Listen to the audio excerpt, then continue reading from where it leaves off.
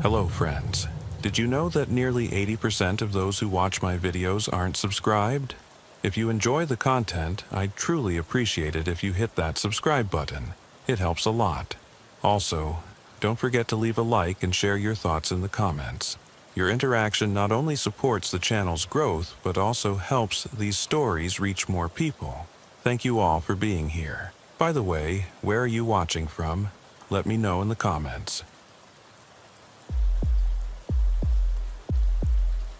You know, after 32 years wearing the badge, I thought I'd seen it all. Domestic disputes that turn your stomach, crime scenes that make you question humanity, addicts so far gone they're barely human anymore. But nothing, and I mean nothing, prepared me for what happened on October 15, 2018, during what should have been a routine night patrol in the Millbrook district. I'm telling you this now because I'm retiring next month and I can't take this to my grave. The department buried the incident report so deep it might as well be in China. They transferred me to desk duty for 6 months, mandatory psych evaluations, the whole 9 yards. But I know what I saw. I know what we all saw. It started around 11:47 p.m., I remember the exact time because I was checking my watch, counting down the hours until shift change. My partner that night was Officer Sarah Chen, sharp kid, about 3 years on the force, the kind of cop who actually reads the manual. We were cruising down Maple Street when dispatch crackled through. Unit 47, we have a wellness check at 1247 Elmwood Avenue.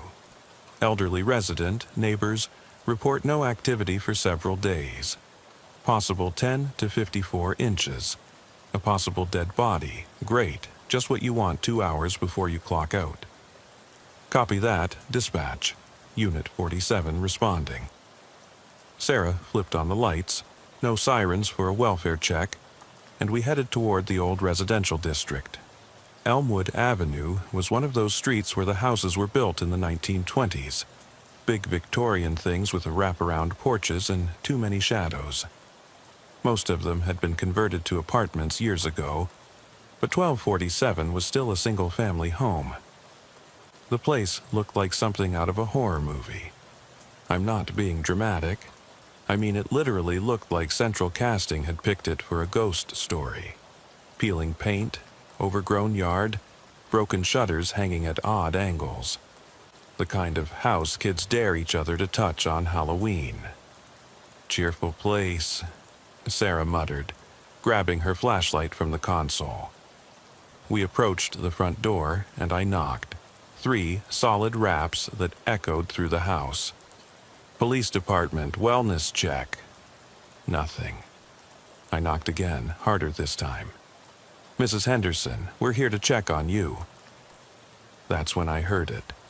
A sound from inside, not quite knocking, not quite scratching, like someone dragging fingernails across wood. Sarah heard it too. I could tell by the way her hand drifted toward her service weapon. Mrs. Henderson, I called again. The scratching stopped. We walked around to the back of the house, checking windows, looking for any sign of forced entry or, anything that might explain the smell. Because there was definitely a smell. Sweet and sour at the same time, like fruit left out too long in the sun. I'd smelled it before, at crime scenes where the body had been there for days. But this was different, stronger, like it was coming from inside the house but also from the ground beneath our feet. The back door was unlocked. Now, I've been doing this long enough to know that unlocked doors in situations like this usually mean one of 2 things.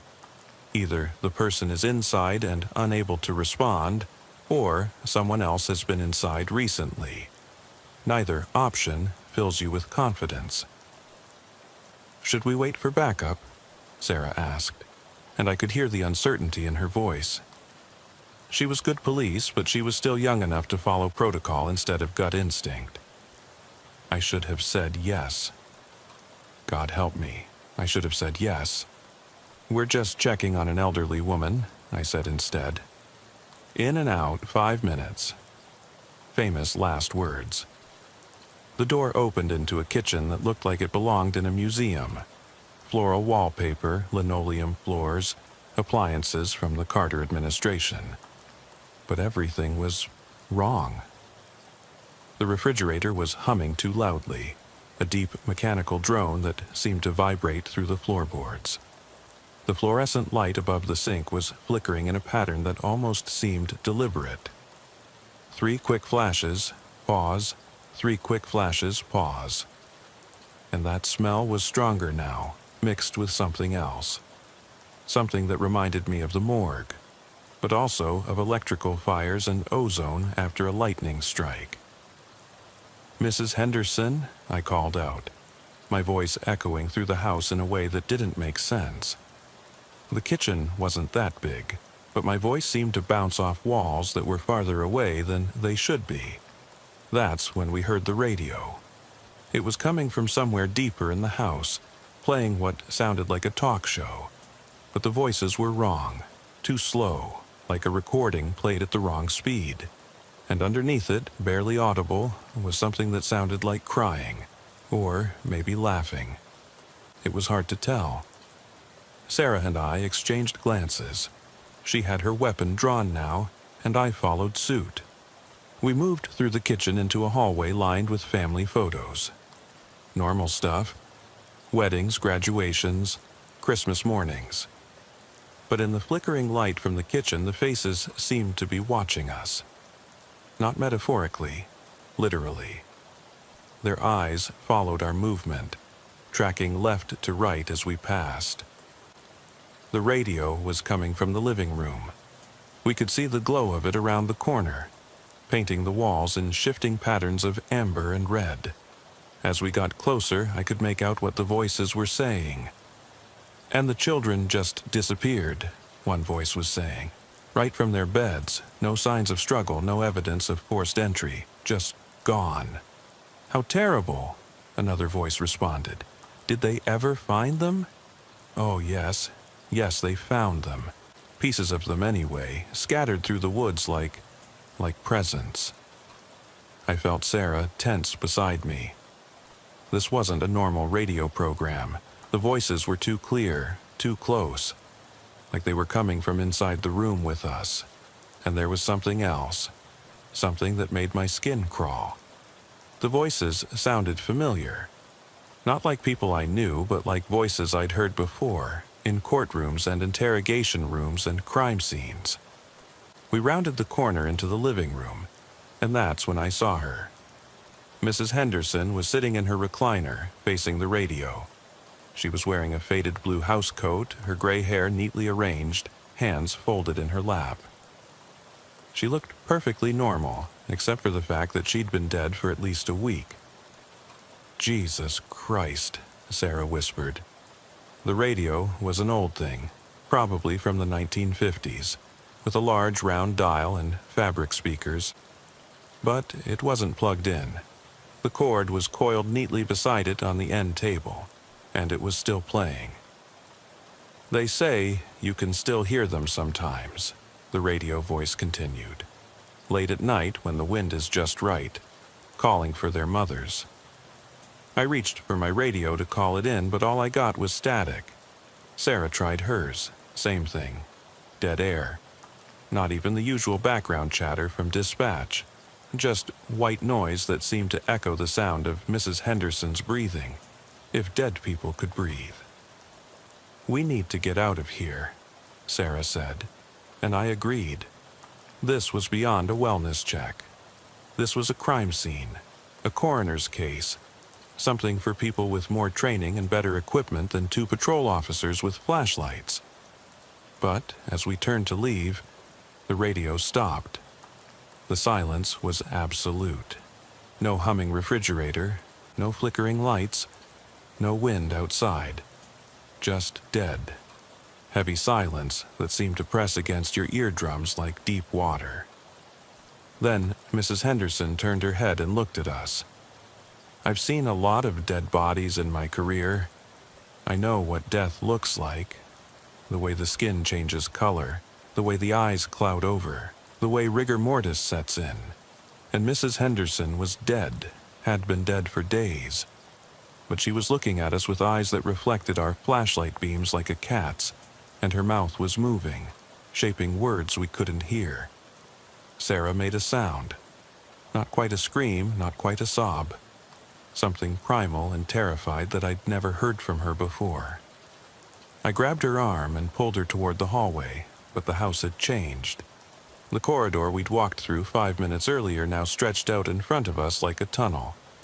The family photos multiplying along the walls, the faces in them shifting and changing as our flashlight beams passed over them. "This isn't real," Sarah was saying, over and over. "This isn't real." But it felt real. The floorboards creaking under our feet felt real. The smell of decay and something else, something like ozone after a lightning strike, felt real. And the sound of Mrs. Henderson's chair creaking as she stood up behind us felt very, very real. We ran. I'm not ashamed to admit it. 2 trained police officers ran like teenagers from a haunted house. We stumbled through that impossible hallway, past dozens of photos of people we'd never seen, their eyes following us, their mouths opening and closing like a fish gasping for air. The hallway seemed to stretch on forever, and with each step, I could hear Mrs. Henderson behind us, her slippers shuffling against the hardwood floor, getting closer.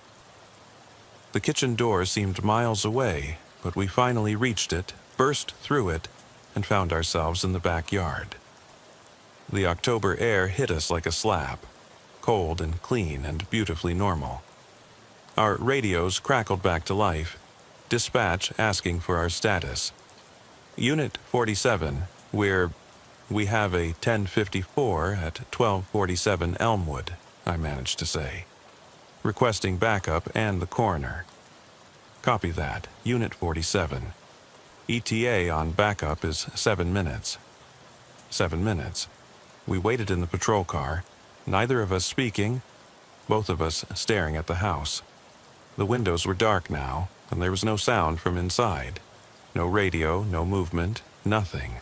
But I swear I could see a figure in the front window standing perfectly still, watching us. The backup units arrived. 2 patrol cars and a supervisor. The coroner showed up 20 minutes later. They found Mrs. Henderson exactly where we'd left her, sitting in her chair, dead for an estimated week to 10 days. Natural causes, they said. Heart failure. The radio was on the end table, unplugged, covered in dust. They found no evidence of the radio program we'd heard, no explanation for our radio blackout, no reason why the house had seemed different. The official report listed it as a routine wellness check with a deceased subject found in residence. But I know what happened in that house. Sarah knows too, though she transferred to the day shift and won't talk about it.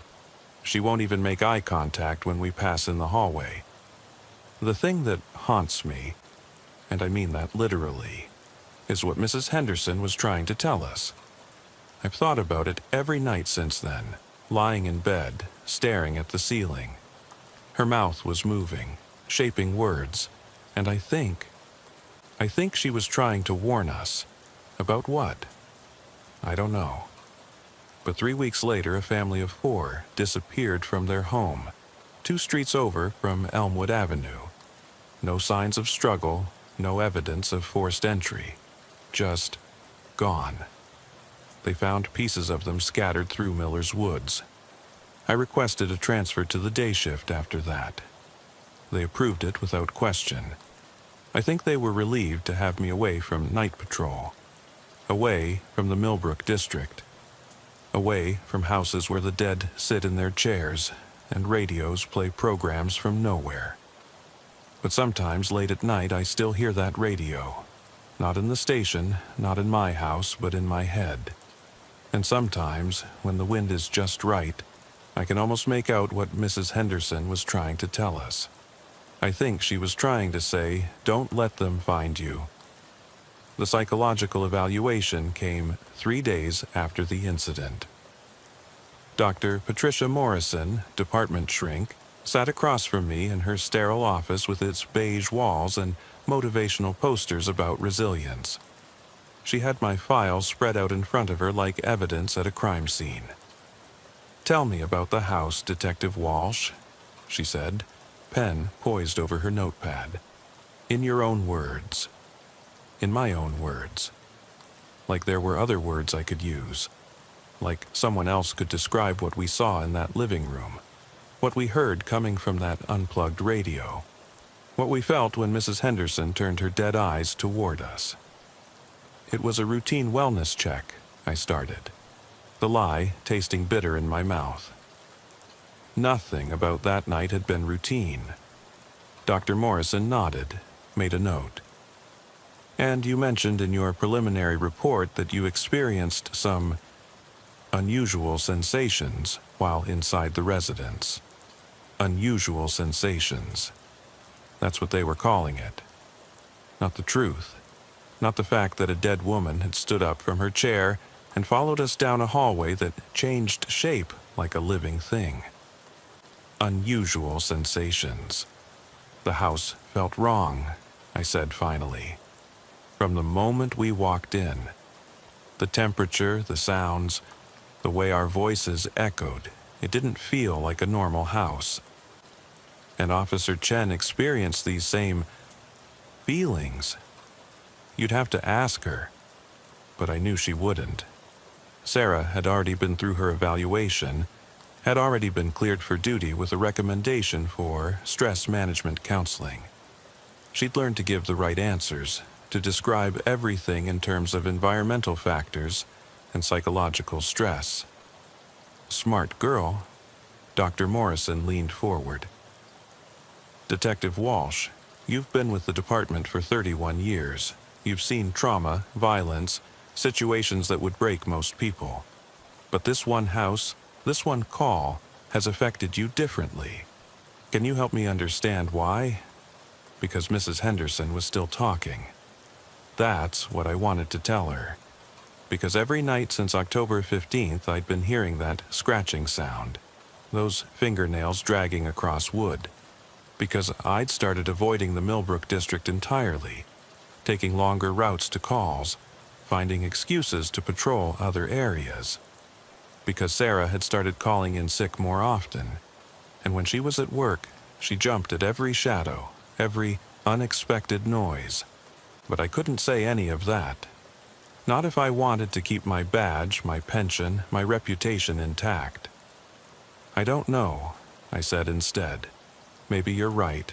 Maybe it was just stress." She made another note, and I wondered what she was writing.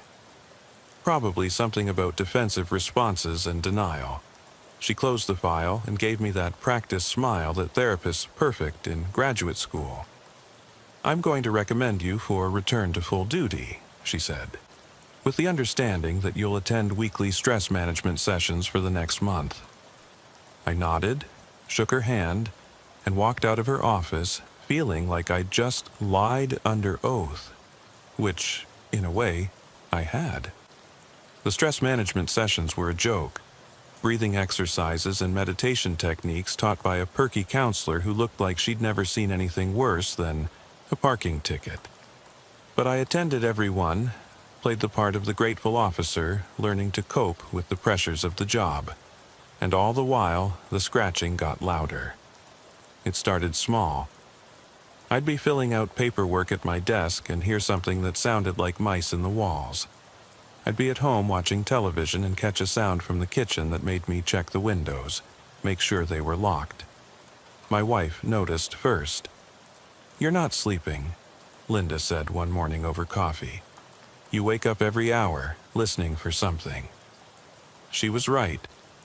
I'd been sleeping in 2-hour stretches, waking up to silence that felt too thick, too heavy.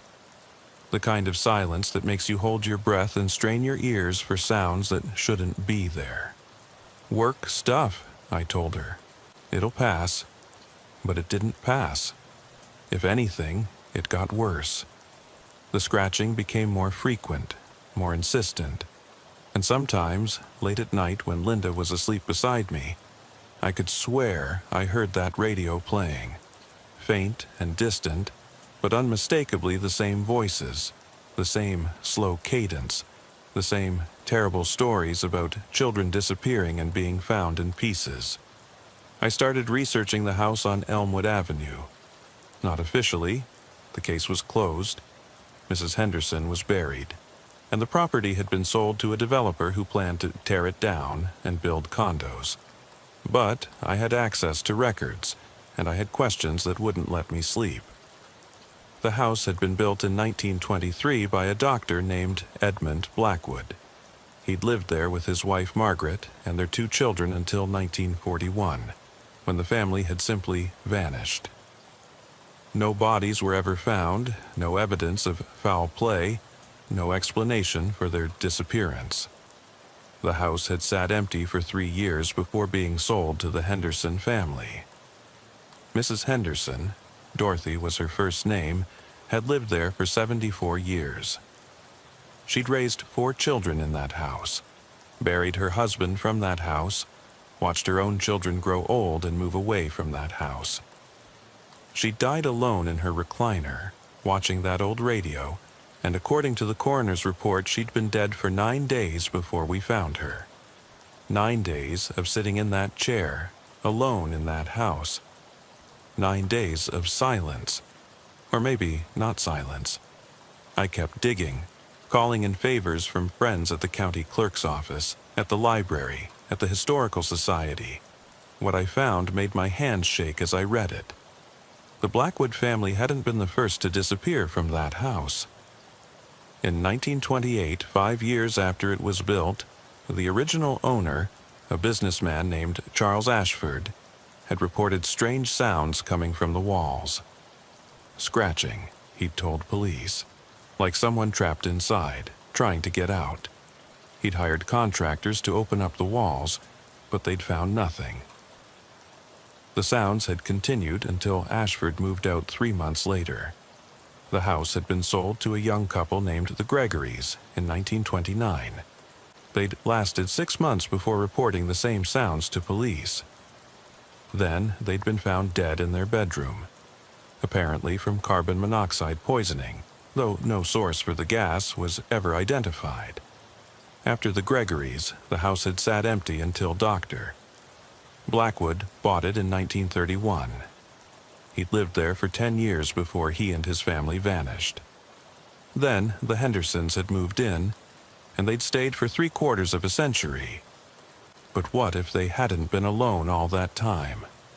What if something else had been living in that house, in those walls, feeding on whatever it was that made families disappear and children turn up scattered through the woods like presents?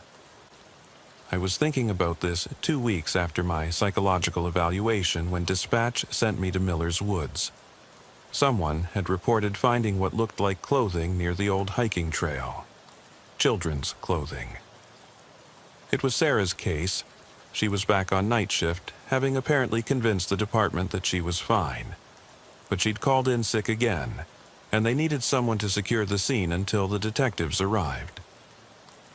Miller's Woods covered about 50 acres on the outskirts of town, thick with old-growth trees and hiking trails that most people avoided after dark.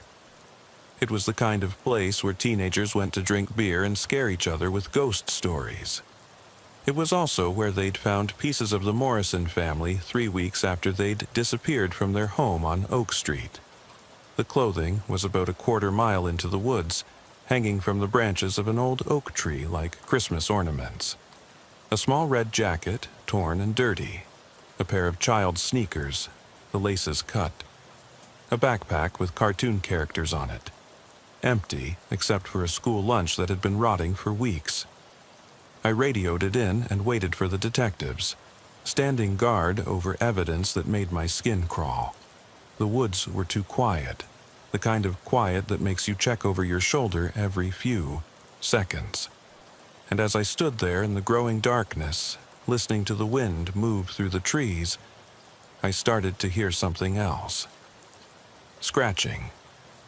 Faint at first, like an animal moving through the underbrush. but it was coming from above, from the branches of the tree where the clothes were hanging.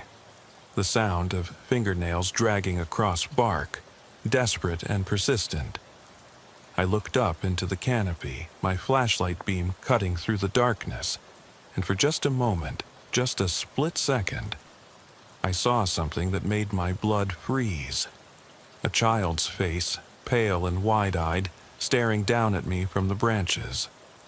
But it was wrong, twisted, like someone had tried to reassemble a photograph from memory. The eyes were too big, the mouth too wide, and when it opened to speak, no sound came out except that terrible scratching. I blinked, and it was gone. Just leaves and shadows, and the wind making everything move in ways that played tricks on your eyes. But I knew what I'd seen. Just like I knew what I'd heard in that house on Elmwood Avenue. The detectives arrived 20 minutes later, found me standing at the base of the tree, staring up into the branches. "You okay, Walsh?" Detective Morrison asked. No relation to the psychologist, just an unfortunate coincidence that made me think about unusual sensations and stress management every time I heard his name. "Fine," I said, just securing the scene. But I wasn't fine.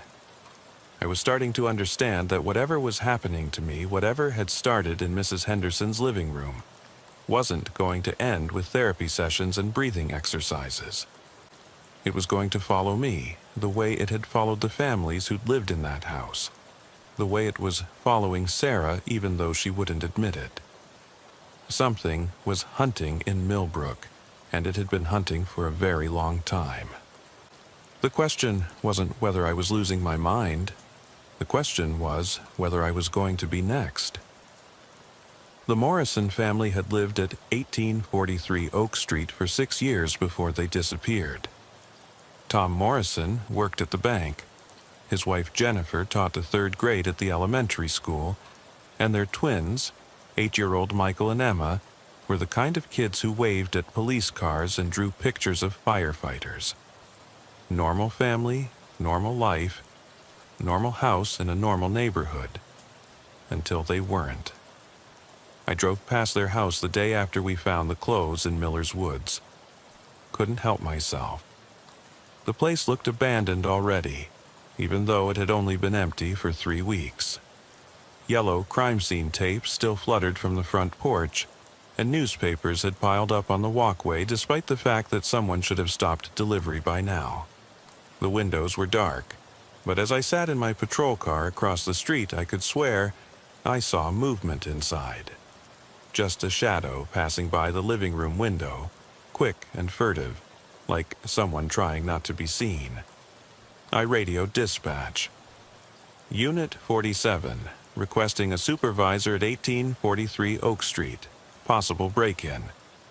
Copy that. Unit 47, supervisor en route. Sergeant Martinez arrived 15 minutes later, and we approached the house together. The front door was locked, sealed with police tape that hadn't been disturbed. We checked the windows, the back door, the basement access. Everything was secure. "What did you see?" Martinez asked as we stood in the backyard. Movement in the front window, someone inside. He looked at me for a long moment, and I could see him weighing my words against my recent history. The wellness check gone wrong, the psychological evaluation, the stress management sessions that everyone knew about even though they weren't supposed to. "Could have been a trick of the light," he said finally. "Old houses settle, shadows move, your mind fills in the gaps." My mind fills in the gaps. Another way of saying I was seeing things that weren't there. But I knew what I'd seen, just like I knew what I'd heard in Mrs. Henderson's house, just like I knew what I'd glimpsed in the trees in Miller's Woods. "Maybe," I said, "but I'd feel better if we checked inside." Martinez nodded, pulled out his phone, and called Detective Morrison. 20 minutes later, we had a key and permission to enter the house for a security check. The Morrison house was a mirror image of the life that had been interrupted. Dishes in the sink, homework on the kitchen table, a load of laundry still sitting in the washer 3 weeks later, starting to smell of mildew and neglect. Family photos lined the hallway, birthday parties, Christmas mornings, summer vacations, all the normal markers of a family that should have had decades left together. Kids' rooms are upstairs, Martinez said, checking his notes. Master bedroom, too. Nothing was disturbed, according to the initial report. We climbed the stairs, our footsteps echoing in the empty house. The children's rooms were exactly as they'd been left. Beds unmade, toys scattered on the floor, books open to pages that would never be finished. Michael's room had model airplanes hanging from the ceiling, turning slowly in the air currents from the heating system. Emma's room was painted pink and purple, with a dollhouse in the corner that was an exact replica of the house we were standing in. That's when I heard it again. The scratching. It was coming from inside the walls, the same sound I'd been hearing for weeks, the same sound that had started in Mrs. Henderson's kitchen, but louder now, more insistent, like something was trying to claw its way out. "You hear that?" I asked Martinez. He stopped, tilted his head, listened. "Hear what?" The scratching continued, moving along the wall behind Emma's bed, following the path of what I assumed were water pipes or electrical conduits.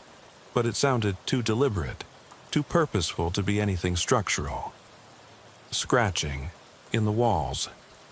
Martinez pulled out his flashlight and examined the baseboards, looking for signs of rodent activity. Could be mice. House has been empty for weeks. Mice. Right. Mice that could scratch in perfect rhythm, that could move through walls without leaving any physical evidence, that could follow you from house to house and make the same sounds at the same times every night. The scratching stopped. Martinez straightened up, looked at me with that expression I was getting used to seeing. Concern mixed with doubt. The look cops give each other when someone's stress is showing. "I think we're good here," he said. "House is secure. Whatever you saw from the street, it's not here now." But it was here. I could feel it. The same presence I'd felt in Mrs. Henderson's house. The same wrongness that had made our radios fail and our voices echo in impossible ways. It was here, and it was watching us, and it was waiting for something. We left the Morrison house and sealed it back up, but I couldn't shake the feeling that we'd missed something important. Something that would have explained why a family of 4 could vanish from their beds without a trace. Why children's clothes ended up hanging in trees like offerings. Why the scratching in the walls followed a pattern that almost sounded like Morse code.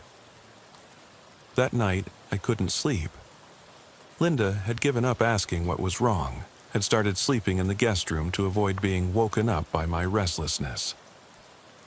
I sat in my recliner in the dark, listening to the house settle around me, waiting for the scratching to start. It began at 2:17 a.m. The same time I realized that Mrs. Henderson had been found dead. The same time that security cameras had captured impossible movements in the mirrors of interrogation rooms in other cities, other states, other cases that had been buried and forgotten and explained away.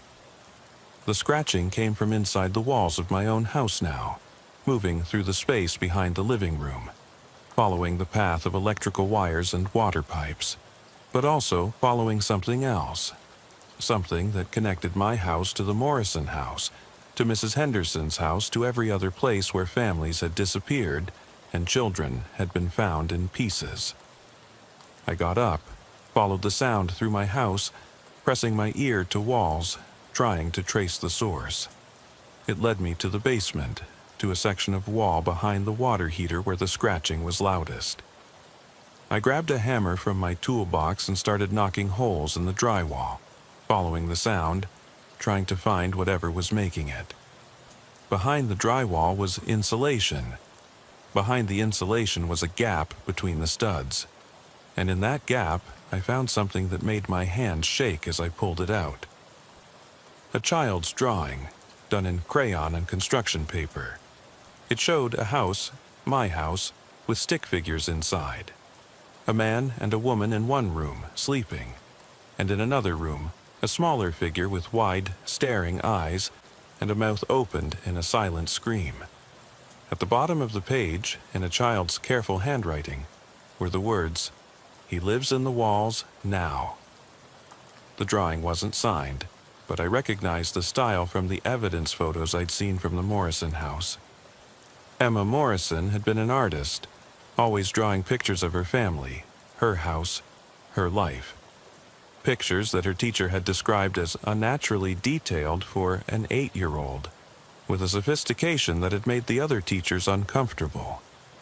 I stared at the drawing for a long time, trying to understand how it had gotten into the walls of my house, how a dead child had known what my bedroom looked like, how she had known that something else was living in the spaces between the rooms. The scratching had stopped, but I could feel eyes on me, watching from the darkness beyond my flashlight beam, waiting to see what I would do with this new piece of evidence, this proof that whatever was hunting in Millbrook had been planning for much longer than anyone realized. I folded the drawing carefully and put it in my jacket pocket.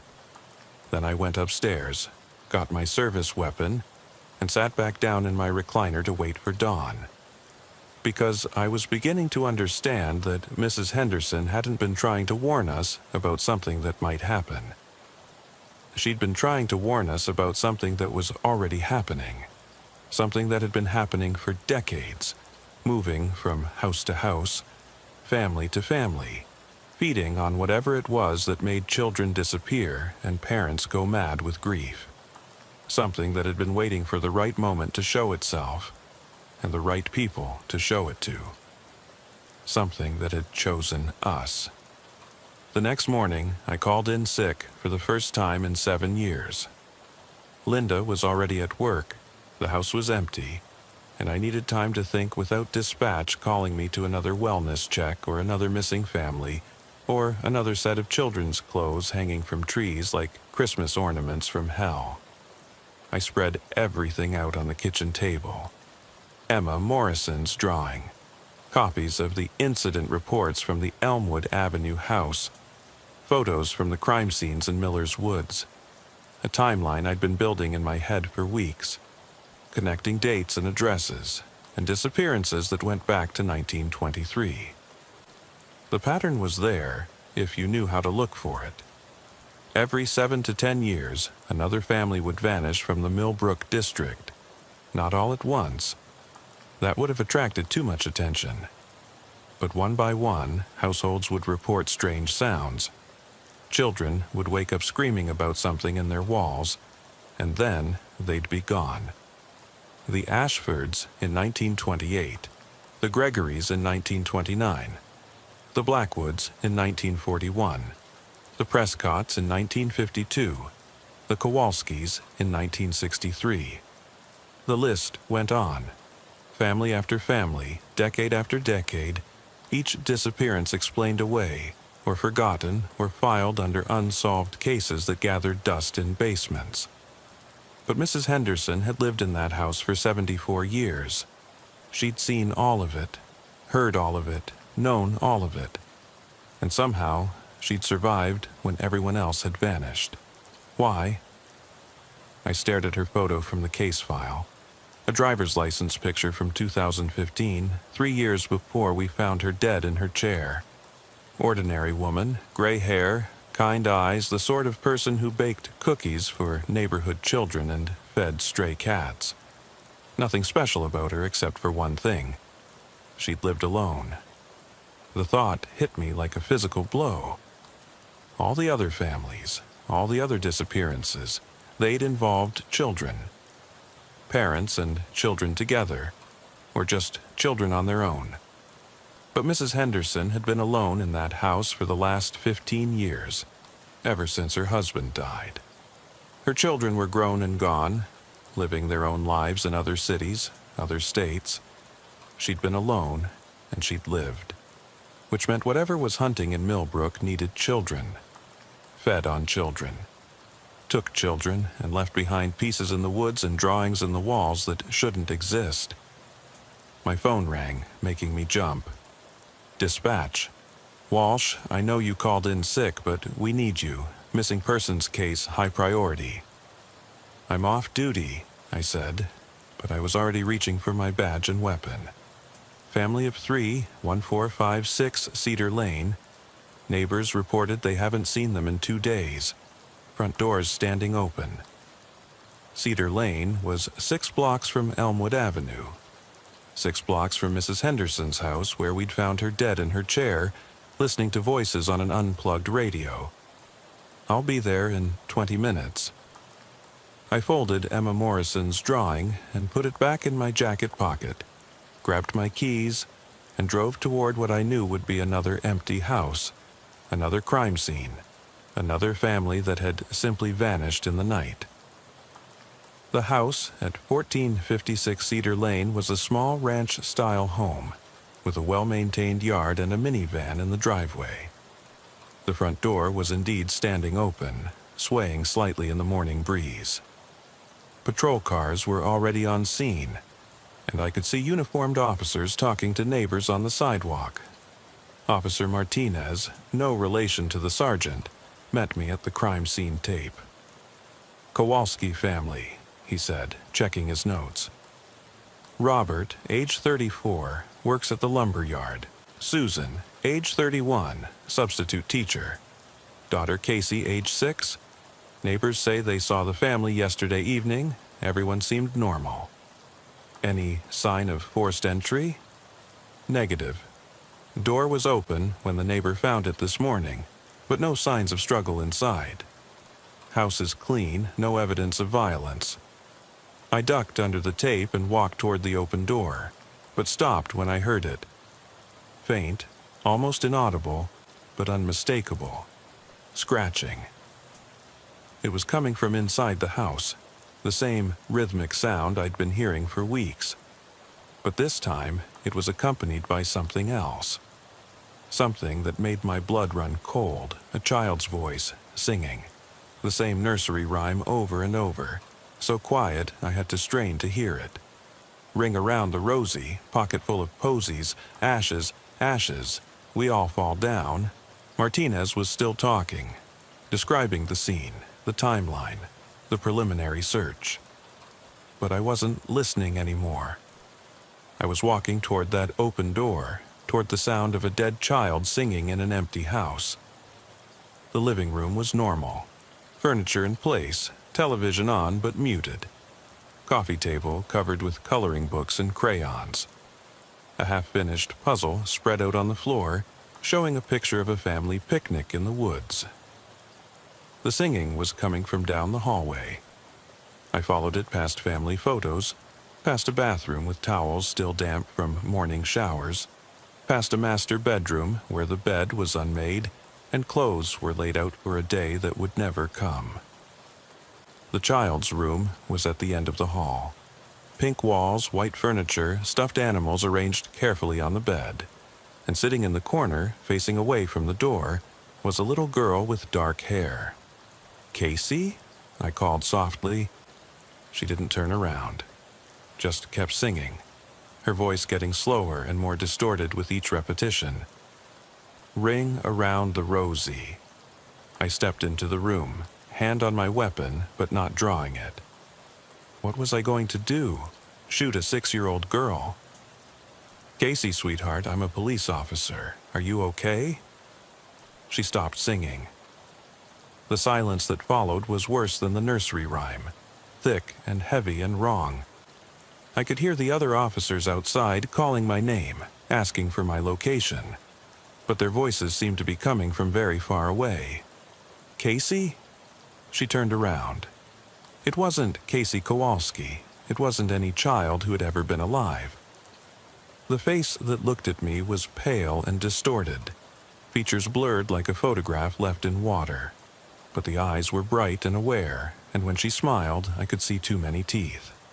"We all fall down," she whispered. The room tilted. The walls seemed to bend inward, and suddenly I was back in Mrs. Henderson's house, in that impossible hallway lined with shifting photographs. But this time, every photo showed the same thing. Children's faces, dozens of them, all pale and wrong, and smiling with too many teeth. "We've been waiting for you." The thing that wasn't, Casey said. "Mrs. Henderson told us you would come. Mrs. Henderson is dead. Mrs. Henderson is here. They're all here, in the walls, in the spaces between, in the places where the houses remember." I tried to back toward the door, but the hallway behind me had changed. It stretched on forever now, lined with doors that led to rooms I'd never seen, houses I'd never entered, families I'd never met but somehow knew were gone. "You can't stop it," she continued. "It's been happening too long, feeding too well. The children call to their families, and their families follow them into the walls, into the spaces where time moves differently." "What are you?" Her smile widened, and I realized that what I'd thought were teeth were actually fingernails, dozens of them, pointing inward like the inside of a trap. "We're what's left, what remains when everything else is taken. We live in the walls now, in the spaces between the real and the remembered, and we're so very hungry."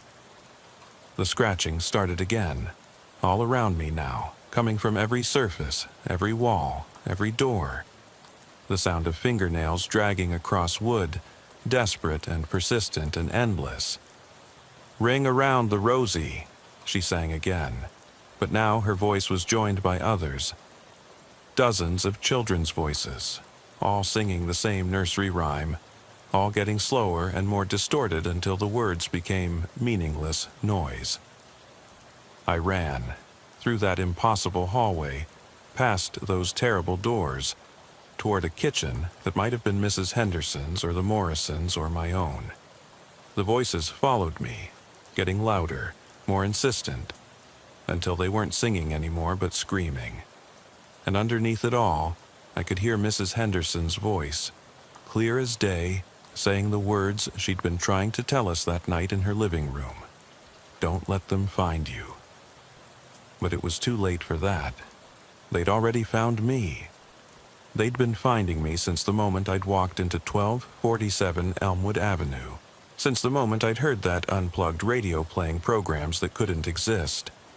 I burst through a door that should have led outside, but instead led to another hallway, another house, another family that had vanished in the night. And I realized with growing horror that I wasn't running away from anything. I was running deeper into it. I found myself standing in a kitchen I'd never seen before, but somehow knew intimately. 1950s appliances, yellow linoleum floors, a calendar on the wall showing October 1941. The Blackwood house, 77 years ago, on the night they disappeared. But I wasn't alone. Dr. Edmund Blackwood stood at the sink, washing dishes with mechanical precision. His wife Margaret sat at the kitchen table, reading a newspaper that showed headlines about the war in Europe. 2 children, a boy about 10, a girl maybe 8, colored quietly at the breakfast nook. None of them acknowledged my presence. They moved like actors in a play, going through the motions of domestic life while something watched from the spaces between the walls. "You shouldn't be here," a voice said behind me. I turned to find Mrs. Henderson standing in the doorway, but not the Mrs. Henderson we'd found dead in her chair. This was a younger version, maybe 40 years old, wearing a floral dress and an expression of infinite sadness. "You're not supposed to see this part," she continued. "This is their time, their last moments, before the calling started." "What calling?" She gestured toward the children at the breakfast nook. As I watched, the little girl, Mary Blackwood, according to the missing persons report I'd memorized, stopped coloring and tilted her head, as if listening to something only she could hear. "They always hear it first," Mrs. Henderson said. "Children are more sensitive, more open. The boundary between what is and what was is thinner for them. Mary Blackwood put down her crayon and walked to the wall, pressing her ear against it. Her brother followed, then her parents, drawn by whatever she was hearing. Dr. Blackwood's hands dripped dishwater onto the floor as he abandoned the sink and placed his palm flat against the wallpaper. "Do you hear that?" Mary whispered. "The children in the walls. They're calling us to play." The scratching started then, the same sound I'd been hearing for weeks. But now I could hear what was underneath it. Voices, dozens of them, all children, all calling the same words over and over. "Come play with us. Come live in the walls with us. Time doesn't hurt here. Families stay together here. Forever and ever and ever." Dr. Blackwood began tearing at the wallpaper with his fingernails, trying to reach whatever was behind it. Margaret joined him, then the children, all of them clawing frantically at the walls while the voices grew louder and more insistent. "This is how it happens," Mrs. Henderson said, her voice barely audible over the growing chaos. "They hear the calling, and they follow it, into the spaces between houses, between moments, between what was and what could have been." "But you didn't follow," I said. "You lived in that house for 74 years. She turned to look at me, and I saw tears in her eyes. "I had to. Someone had to stay, to watch, to warn. Someone had to remain in the real world to remember what happened to all the others." The Blackwood family had found an opening in the wall, a gap that hadn't been there moments before. One by one, they crawled through it, following the voices of children who had been calling from beyond for decades. Dr. Blackwood went first, then Margaret, then their son Tommy. Mary Blackwood paused at the opening, turned back to look at us with eyes that were already changing, already becoming like the thing I'd seen in Casey Kowalski's room. "Will you come play too?" she asked. "It's nice here. No one gets old, no one gets sick, no one ever has to say goodbye." Then she was gone, and the opening in the wall sealed itself, leaving only pristine wallpaper and the echo of children's laughter. 77 years, Mrs. Henderson said. 77 years they've been in there, playing their games, calling to other families, and I've been listening to them every night, keeping count, remembering their names. The kitchen around us began to fade, the 1940s dissolving into something more recent. Suddenly, we were in the Morrison house, watching Tom and Jennifer Morrison wake up in their bed to the sound of their children singing nursery rhymes in the walls. "The Morrison twins heard them 3 weeks ago," Mrs. Henderson continued. "Emma drew pictures of what she saw, tried to warn her parents. But adults don't listen to children about monsters. They explain them away, medicate them, tell them it's just imagination." I watched as Michael and Emma Morrison crept out of their beds, drawn by voices only they could hear. Their parents followed, still half asleep, trusting their children to lead them somewhere safe. "Where do they go?" I asked. "Between," Mrs. Henderson said simply. "Between the walls, between the moments, between the breathing and the not breathing. They exist in the spaces that houses forget about, the gaps in blueprints, the rooms that were planned but never built." The Morrison family found their opening behind the water heater in the basement, the same place I'd found Emma's drawing. They disappeared into it one by one, and I understood finally how that drawing had ended up in my walls. Emma had known where I lived, had seen my house in whatever twisted geography connected all the disappearances. "Why are you showing me this?" Mrs. Henderson turned to face me fully, and I saw that she was beginning to fade around the edges, becoming translucent like morning mist. "Because it's time for someone else to watch." I held them back as long as I could, kept them contained to one house, one address. but I'm gone now, and they're spreading, moving through the neighborhood like infection, calling to families from every wall, every shadow, every space where children used to play. I can't. You have to. Her voice was getting fainter, more distant. You've seen them now, heard them, felt them. You're connected to them the way I was. The way Sarah is, though she's trying to pretend otherwise. The house around us was changing again, becoming my house, my kitchen, my walls. I could see Emma Morrison's drawing where I'd hidden it in my jacket pocket, glowing like a beacon in the growing darkness. What happened to Mrs. Henderson, the real one? She smiled sadly. She listened to them for 74 years, and finally, she couldn't listen anymore. The loneliness broke her heart, literally. Cardiac arrest from the weight of keeping so many secrets, so many names, so many families who trusted their children to lead them to safety. And now she's with them. In the walls, in the spaces between. Playing games that never end with children who never grow up. But someone has to stay behind, has to watch, has to remember. I felt the weight of it settling on me like a lead blanket. The knowledge that every family that disappeared from now on would be my responsibility, my failure, my burden to carry. That I would spend whatever time I had left listening to children's voices in the walls, counting disappearances, trying to warn people who would never believe me. What about Sarah? Mrs. Henderson's image was almost gone now, just a whisper of movement in the shadows. Sarah is fighting it. She thinks if she ignores it, it will go away. But you can't unsee what you've seen, unhear what you've heard. The calling finds everyone who enters their space, eventually. How long do I have? As long as you can resist.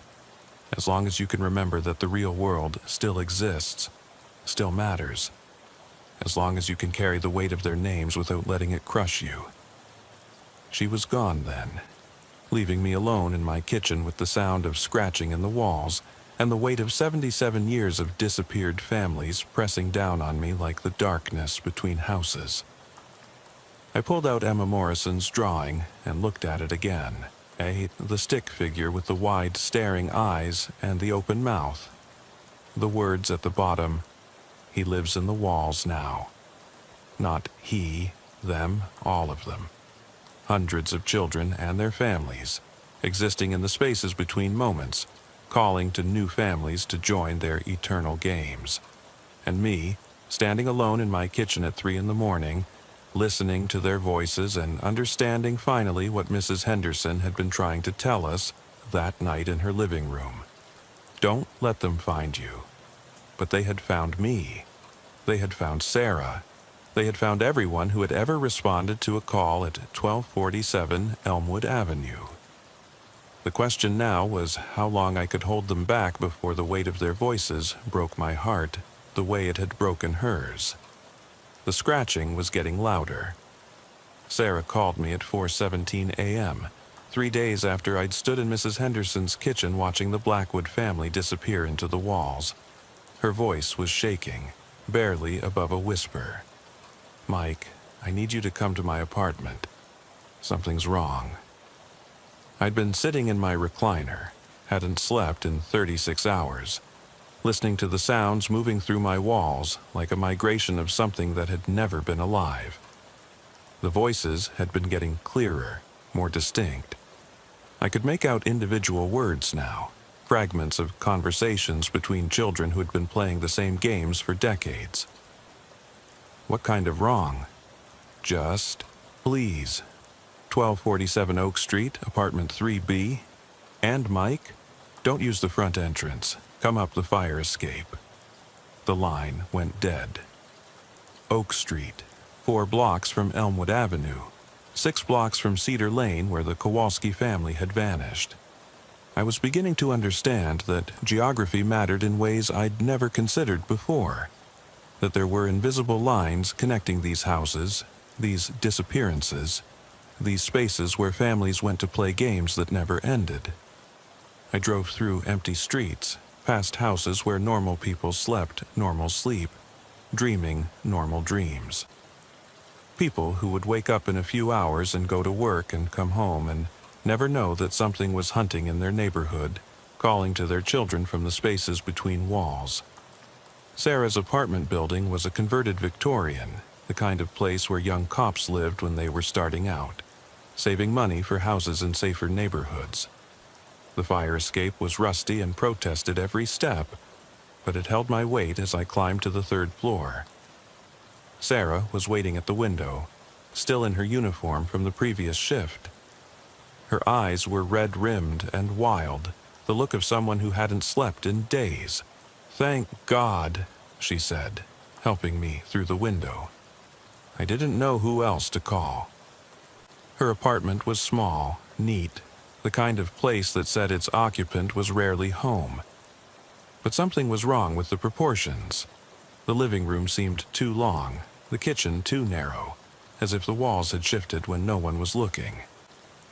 "Sarah, what's happening?" She led me to the bedroom, pointed at the wall behind her bed. The drywall was torn open in several places, holes big enough for a person to crawl through. Insulation hung out like exposed organs, and I could see into the space between the walls. "It started 2 nights ago," she said. "Scratching, you know the sound. But it was different this time, more purposeful, like someone was trying to build something." I approached the largest hole, shined my flashlight into the gap between the studs. What I saw made my breath catch. Someone had been building tunnels. Not just random holes, but carefully constructed pathways that led from Sarah's bedroom wall to other apartments, other rooms, other buildings. The tunnels were lined with children's drawings, hundreds of them, showing the same thing over and over. Families holding hands, walking through doorways that led to spaces that couldn't exist. "How long has this been going on?" "Since the Henderson call, since that night we found her in the chair." Sarah's voice cracked. I tried to ignore it, tried to pretend it was stress or PTSD or whatever the department shrink wanted to call it. But they're not in my head, Mike. They're in my walls. I could hear them now, the voices of children echoing through the tunnel system. Not just Sarah's apartment, but the entire building, maybe the entire block. They were singing again, that same nursery rhyme, but the words were different now. Ring around the building, pocket full of families, tunnels, tunnels, we all crawl down. "We have to get you out of here," I said. But when I turned toward the window, it was gone. The wall was solid, unbroken, as if there had never been a fire escape, never been a way in or out. "I tried leaving," Sarah said quietly. "Every night for 3 days, I've tried to leave. But the apartment won't let me. The doors lead to other apartments, other buildings, other places where families used to live." She was right. The front door of her apartment opened onto a hallway I'd never seen before, lined with doors that led to rooms that shouldn't exist. Each door had a nameplate: Blackwood, Ashford, Gregory, Morrison, Kowalski. Names I recognized from missing persons reports, from families that had vanished from houses throughout the Millbrook district. "They're building something," Sarah continued, "using the tunnels, the spaces between buildings, connecting all the places where families disappeared, creating some kind of network." I thought about the drawing in my pocket, about Emma Morrison's careful handwriting. He lives in the walls now. Not he, they. All of them, working together, building pathways between the real world and whatever space they inhabited. "The question is why," I said. The answer came from behind us, in the voice of a child who had been dead for 77 years. "Because it's almost time for the gathering." We turned to find Mary Blackwood standing in Sarah's bedroom, wearing the same dress she'd died in, her face pale and wrong, in the way that faces become when they've been dead too long. Every 77 years, we call a gathering. All the families, all the children, everyone who's ever heard the voices and followed them into the walls. We come together in the space between spaces, and we choose someone new to watch. Mrs. Henderson, I said. Mary nodded. She watched for us, kept our secret, made sure we could keep playing our games without interference. But she got old, got tired, and her heart couldn't carry the weight anymore. So you killed her. We loved her, Mary said, and for a moment her face looked almost human. She was the best watcher we ever had. She understood that families should stay together, that children should never have to grow up and leave their parents behind. The tunnels around us were filling with voices now, dozens of them, hundreds of them. Children calling to their parents, parents calling to their children, all of them moving through the spaces between walls like blood through arteries. You've seen us now, Mary continued. You've heard us, understood us. You know what we are and what we need. You can be the new watcher, the one who keeps our secret and makes sure we can keep calling to new families. And if I refuse? Her smile was terrible, full of too many teeth that weren't really teeth. Then you can join us.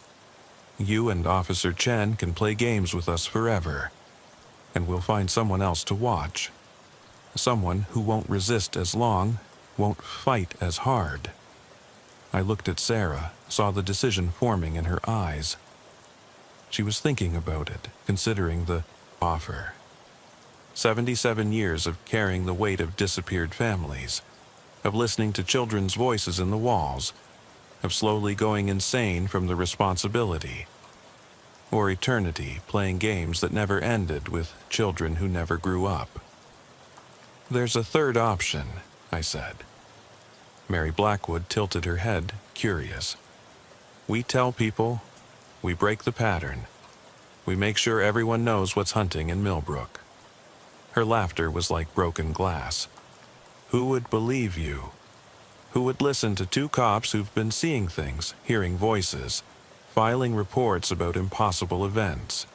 You'd be committed, medicated, forgotten, and we'd still be here, calling to children from the walls. She was right, and we both knew it. The department had already written us off as stress cases, had already explained away everything we'd experienced. Who would believe that families were disappearing into spaces between walls, that children were building tunnels through the infrastructure of reality itself? But as I stood there in Sarah's impossible apartment, listening to the voices of the dead echoing through tunnels that couldn't exist, I realized something that Mrs. Henderson had probably realized 74 years ago. It didn't matter if anyone believed us. What mattered was that someone remembered. Someone kept count. Someone carried the weight of their names and their faces and their last moments before they heard the calling and followed it into the spaces between breathing and not breathing. I'll do it, I said. Sarah looked at me with relief and something that might have been gratitude. Mary Blackwood clapped her hands together like the child she'd been before she died. Wonderful. You'll make an excellent watcher. Mrs. Henderson said you would. But I have conditions. The temperature in the room dropped 20 degrees in an instant. Mary's expression shifted, became something predatory and ancient. Conditions. I'll watch. I'll keep your secret. I'll carry the weight of every family you take. But you leave Sarah alone. You stop calling to her. Stop building tunnels in her walls. Stop trying to drag her into whatever space you inhabit. And why would we agree to that? I pulled Emma Morrison's drawing from my pocket, held it up so Mary could see it. Her eyes widened, fixed on the careful crayon lines, the stick figures, the words at the bottom. Because I have something that belongs to you, something that connects me to all of them, all the families, all the children. Emma Morrison drew this picture and somehow got it into my walls before she disappeared. Which means she knew I was coming, knew I would be the next watcher. Mary reached for the drawing, but I pulled it back. This stays with me, as long as I have it. As long as I remember Emma and Michael and their parents and everyone else who heard your calling, you have power in the real world. But if anything happens to Sarah, if you take her into the walls, I destroy this drawing. And without it, without that connection to the real world, you're just voices in the dark. It was a bluff, and I wasn't even sure it was a good one. But Mary Blackwood stepped back, considered my words with the calculating intelligence of something far older than the 8-year-old girl she appeared to be. Agreed, she said finally. Officer Chen will be left alone. But you, Detective Walsh, belong to us now. You'll watch for us, remember for us, carry our names until your heart breaks from the weight of them. The tunnels around us began to collapse, the walls shifting back to their proper positions. Sarah's apartment returned to normal proportions, and the window reappeared, showing the fire escape and the street 3 stories below. 77 years, Mary said, already beginning to fade. Or until you can't carry the weight anymore, whichever comes first. Then she was gone, and Sarah and I were alone in her bedroom with holes in the walls that would need explaining to her landlord. "Mike," Sarah said quietly, "thank you." But I wasn't sure she should be thanking me. I wasn't sure either of us understood what I'd just agreed to, what price I'd just promised to pay. Outside, dawn was breaking over Millbrook, and somewhere in the distance I could hear the sound of children laughing. The sound of children who would never grow up, playing games that would never end, in spaces that existed between the real and the remembered. And now it was my job to listen to them, to remember them, to carry their weight, for 77 years, or until my heart broke from the responsibility, whichever came first. The first family disappeared 2 weeks after I made my deal with Mary Blackwood. The Hendersons, no relation to Dorothy, lived at 892 Pine Street in a craftsman bungalow with a front porch swing and rose bushes that had been blooming for 40 years. James Henderson was a machinist at the tool factory. His wife Carol taught piano lessons from their living room, and their daughter Sophie was 5 years old with pigtails and a gap-toothed smile. I knew they were gone before the call came in. I'd been sitting in my patrol car outside the elementary school, watching children play during recess, when I felt it. A shift in the air, a change in the quality of light, like the moment before a thunderstorm when every animal in the forest goes silent. The scratching in my own walls had stopped 3 days earlier, replaced by a different sound. The soft whisper of children's voices moving through spaces that shouldn't exist, carrying news from one house to another. The call came at 2:47 p.m. Neighbor reported the Henderson house had been quiet for 2 days, mail piling up, piano lessons canceled without explanation. I took the call alone. Sarah had transferred to the day shift in the downtown precinct, as far from Millbrook as she could get while staying on the force. She'd stopped returning my calls, stopped acknowledging me when we passed in the hallways. I understood. She was trying to forget, trying to pretend that none of it had happened. I envied her that luxury.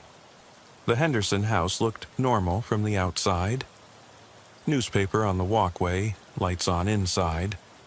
The kind of place where nothing terrible should ever happen. But I could feel them watching from the windows. Not the Hendersons, but the others. The children who lived in the walls, who had been calling to Sophie Henderson for weeks. The front door was unlocked. Inside, everything was exactly as it should be except for the silence. No television, no radio, no sound of a 5-year-old girl playing with her toys. Just the heavy quiet that follows after voices stop calling and families stop answering. I found them in Sophie's bedroom.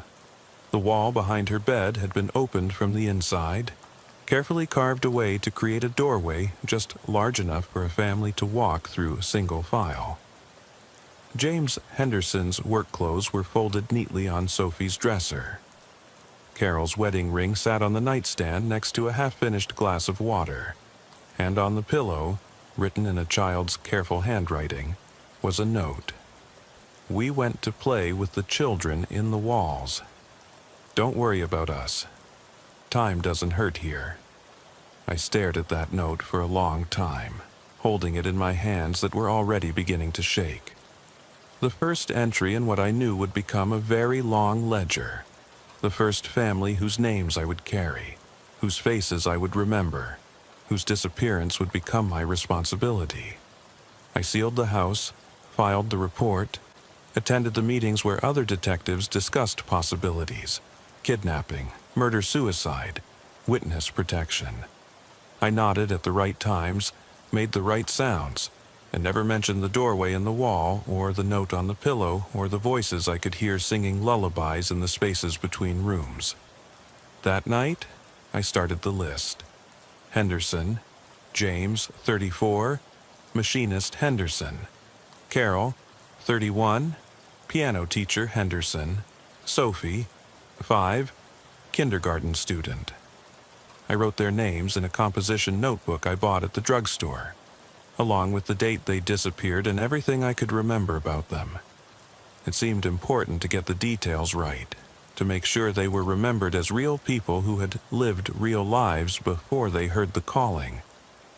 The voices in my walls were pleased. I could hear them whispering approval as I wrote, their scratching taking on an almost musical quality.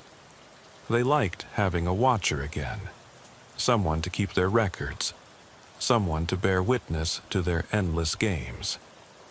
Mrs. Henderson had done this for 74 years. 74 years of names and dates and families who trusted their children to lead them somewhere safe. I tried to imagine the weight of it, the accumulated grief of decades of disappearances. No wonder her heart had finally given out. The second family vanished 3 weeks later. The Williamses from Oak Street, David, a bank teller, Jennifer, a nurse, their twin boys Marcus and Matthew, age 7. Their house was found empty, except for a sandbox in the backyard where someone had built an elaborate castle with towers and walls and tiny windows. When I looked closer, I could see that the castle was actually a scale model of the entire Millbrook neighborhood, complete with miniature houses and streets and small figures that looked suspiciously like the families who had disappeared.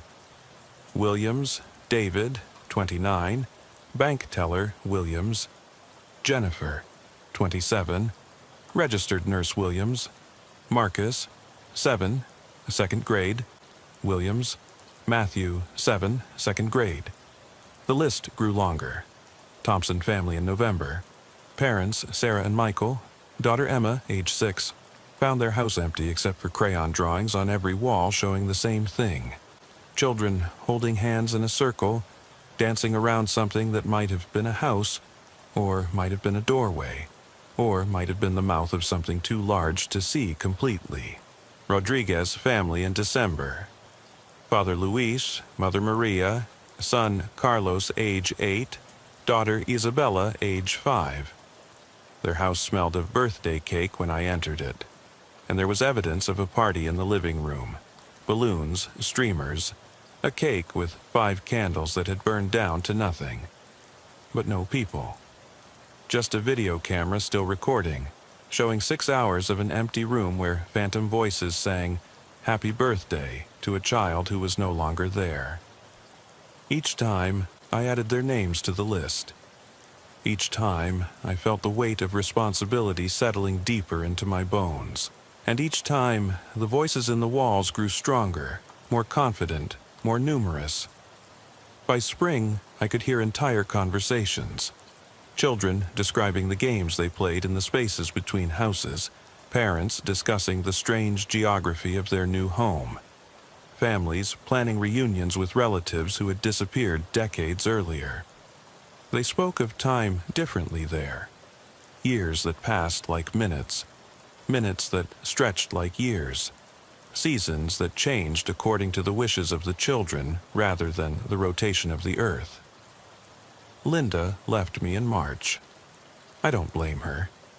I'd become someone she didn't recognize, someone who sat up all night writing in a notebook, someone who talked to empty rooms and jumped at every shadow, someone who kept a list of missing families in his nightstand drawer and muttered their names like prayers. "I don't know who you are anymore," she said as she packed her bags. "It's like you're not really here, like you're living somewhere else." She was more right than she knew. The department put me on administrative leave in April, after I was found standing in the middle of Cedar Lane at 3 in the morning, staring at a house that had been demolished 2 months earlier. I tried to explain that I could still see the family inside. The Morrison twins playing in their bedroom, their parents reading bedtime stories that would never end. But explanations only made things worse. Dr. Morrison, the psychologist, not the detective, increased my sessions to twice a week. She prescribed medication that I pretended to take, recommended treatments that I politely declined. She was concerned about my isolation, my obsessive note-taking, my insistence on patrolling neighborhoods that weren't even my beat anymore. "Detective Walsh," she said during one session, "I'm seeing signs of what we call intrusive thought patterns. You're experiencing guilt and responsibility for events that are completely outside your control." If only it were that simple. The truth was that I could control it to some extent. The families that disappeared were the ones I failed to reach in time, the ones I couldn't warn or protect or save. Every name in my notebook represented a moment when I'd been too slow, too late, too human to prevent the calling from reaching its target. But there were also the ones I'd saved, the families I'd managed to reach before the voices found them, before the tunnels opened in their walls, before their children started drawing pictures of doorways that led to spaces between spaces. I couldn't tell Dr. Morrison about those successes, couldn't explain how I knew which houses to watch, which families were at risk. I couldn't tell her about the network I was building. Former residents of Millbrook who had moved away, but still called to report strange sounds in their new homes, teachers who noticed when children started drawing the same disturbing pictures, social workers who saw patterns in family disappearances that the official statistics missed. By summer, I had contacts in 17 states and 3 countries.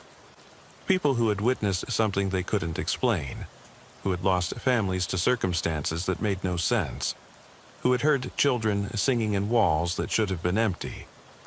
We shared information carefully, coded messages that looked like routine correspondence but actually tracked the movement of something ancient and hungry as it spread beyond Millbrook into the wider world. Because that was the thing Mrs. Henderson had never told me, the thing Mary Blackwood had failed to mention during our agreement. The calling wasn't limited to one neighborhood anymore. It was growing, expanding, finding new houses and new families and new children to add to its collection.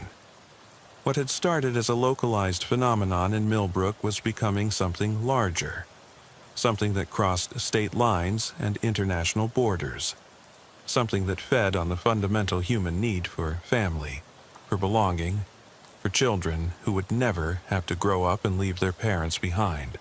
And I was the only one keeping track of it all. The weight of it was incredible.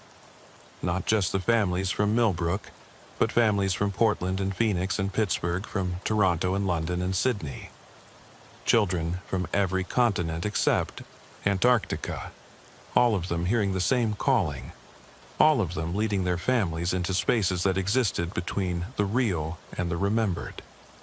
My notebook had become notebooks, plural, dozens of them, filled with names and dates and locations, cross-referenced and color-coded and organized according to patterns that took me months to recognize.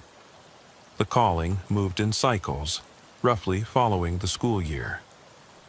September through November saw the most activity, as children returned to routines that made them more susceptible to voices from elsewhere. December and January were quieter. The calling seemed to respect the traditional family gatherings of the holidays, waiting until those bonds were strongest before exploiting them. Spring brought a surge of activity as the weather warmed, and children spent more time playing outdoors, in basements, in the kinds of spaces where walls were thinner and voices could travel more easily. Summer was unpredictable, sometimes quiet, sometimes explosive, depending on factors I was still trying to understand. But the pattern that frightened me most was the geographical spread. What had taken 77 years to claim dozens of families in Millbrook was now claiming hundreds of families worldwide in a matter of months. The calling was learning, adapting, finding more efficient ways to reach children and convince families to follow them into the spaces between, and I was running out of time to figure out how to stop it. The scratching in my walls had changed over the months, becoming more complex, more structured.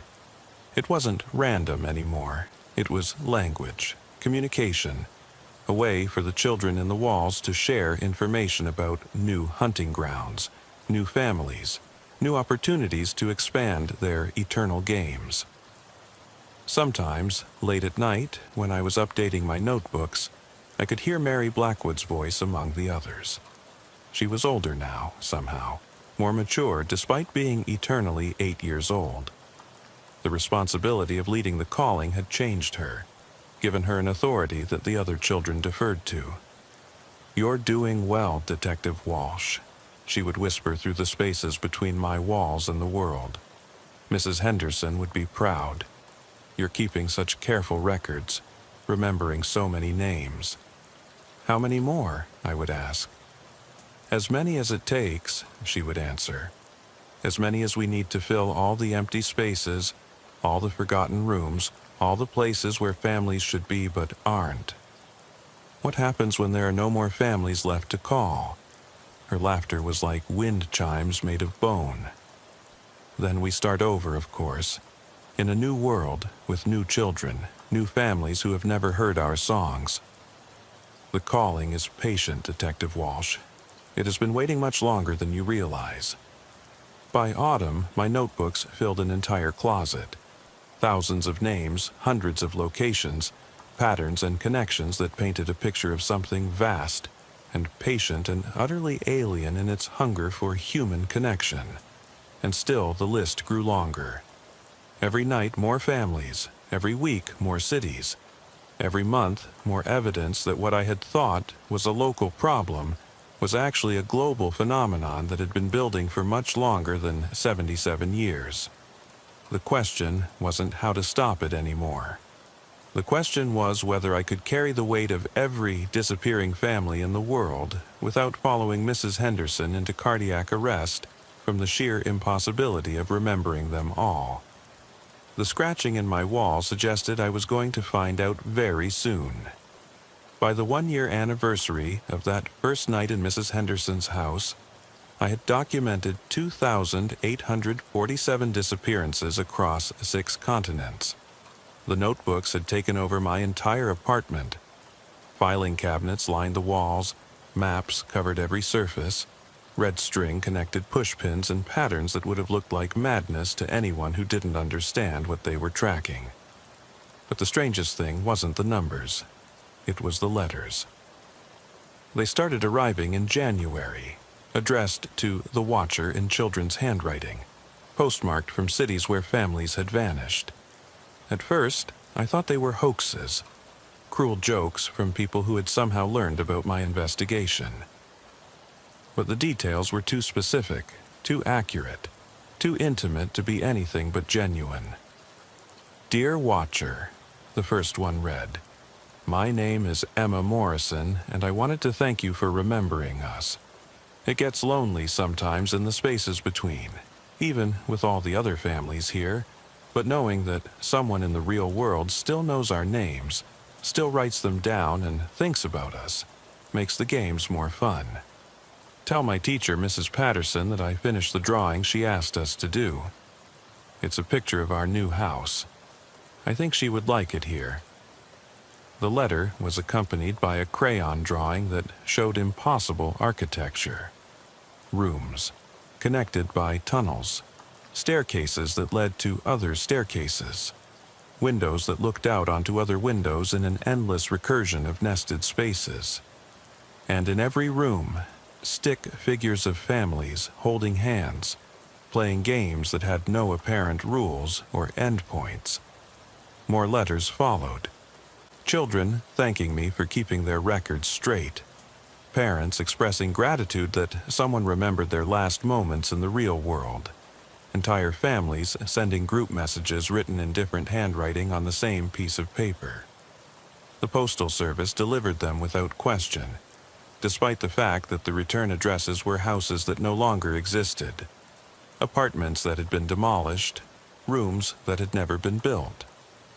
Somehow, the letters found their way from the spaces between to my mailbox, carrying news from a place that existed outside the normal flow of time and space. "Dear Watcher," wrote Tommy Blackwood, the first child to disappear from Millbrook in 1941. "Mary says to tell you that the gathering is going well. We have almost enough families now to fill the great room, the one that connects all the houses to all the other houses. Grandfather Ashford says he remembers when there were only a few dozen of us, back when the calling was weak and could only reach one family at a time. Now, we are thousands, and the calling grows stronger every day. Soon, we will be strong enough to call to everyone at once, all the children in all the world, and then no family will ever have to be separated again." I read that letter 17 times before I understood what it meant. The gathering wasn't just a reunion of the families that had already disappeared. It was preparation for something larger, something that would end the need for individual callings, individual disappearances, individual choices about whether to follow the voices into the walls. They were planning to call every child in the world at the same time. I tried to warn people. I wrote letters to police departments, to newspapers, to government agencies that dealt with missing persons cases. I sent copies of the evidence, photos of the impossible letters, transcripts of the voices in the walls, detailed analyses of the disappearance patterns. Every letter came back marked "Return to sender" or "Addressee unknown." Phone calls went unanswered or were transferred to voicemail systems that never called back. Email addresses bounced back with error messages that made no technical sense. It was as if the outside world had developed a blind spot, an inability to perceive or process information about the calling. The children in the walls had learned to protect themselves, to edit reality around the edges so that their existence remained invisible to anyone who might be able to stop them. Everyone except the Watchers. Because there were others, I discovered.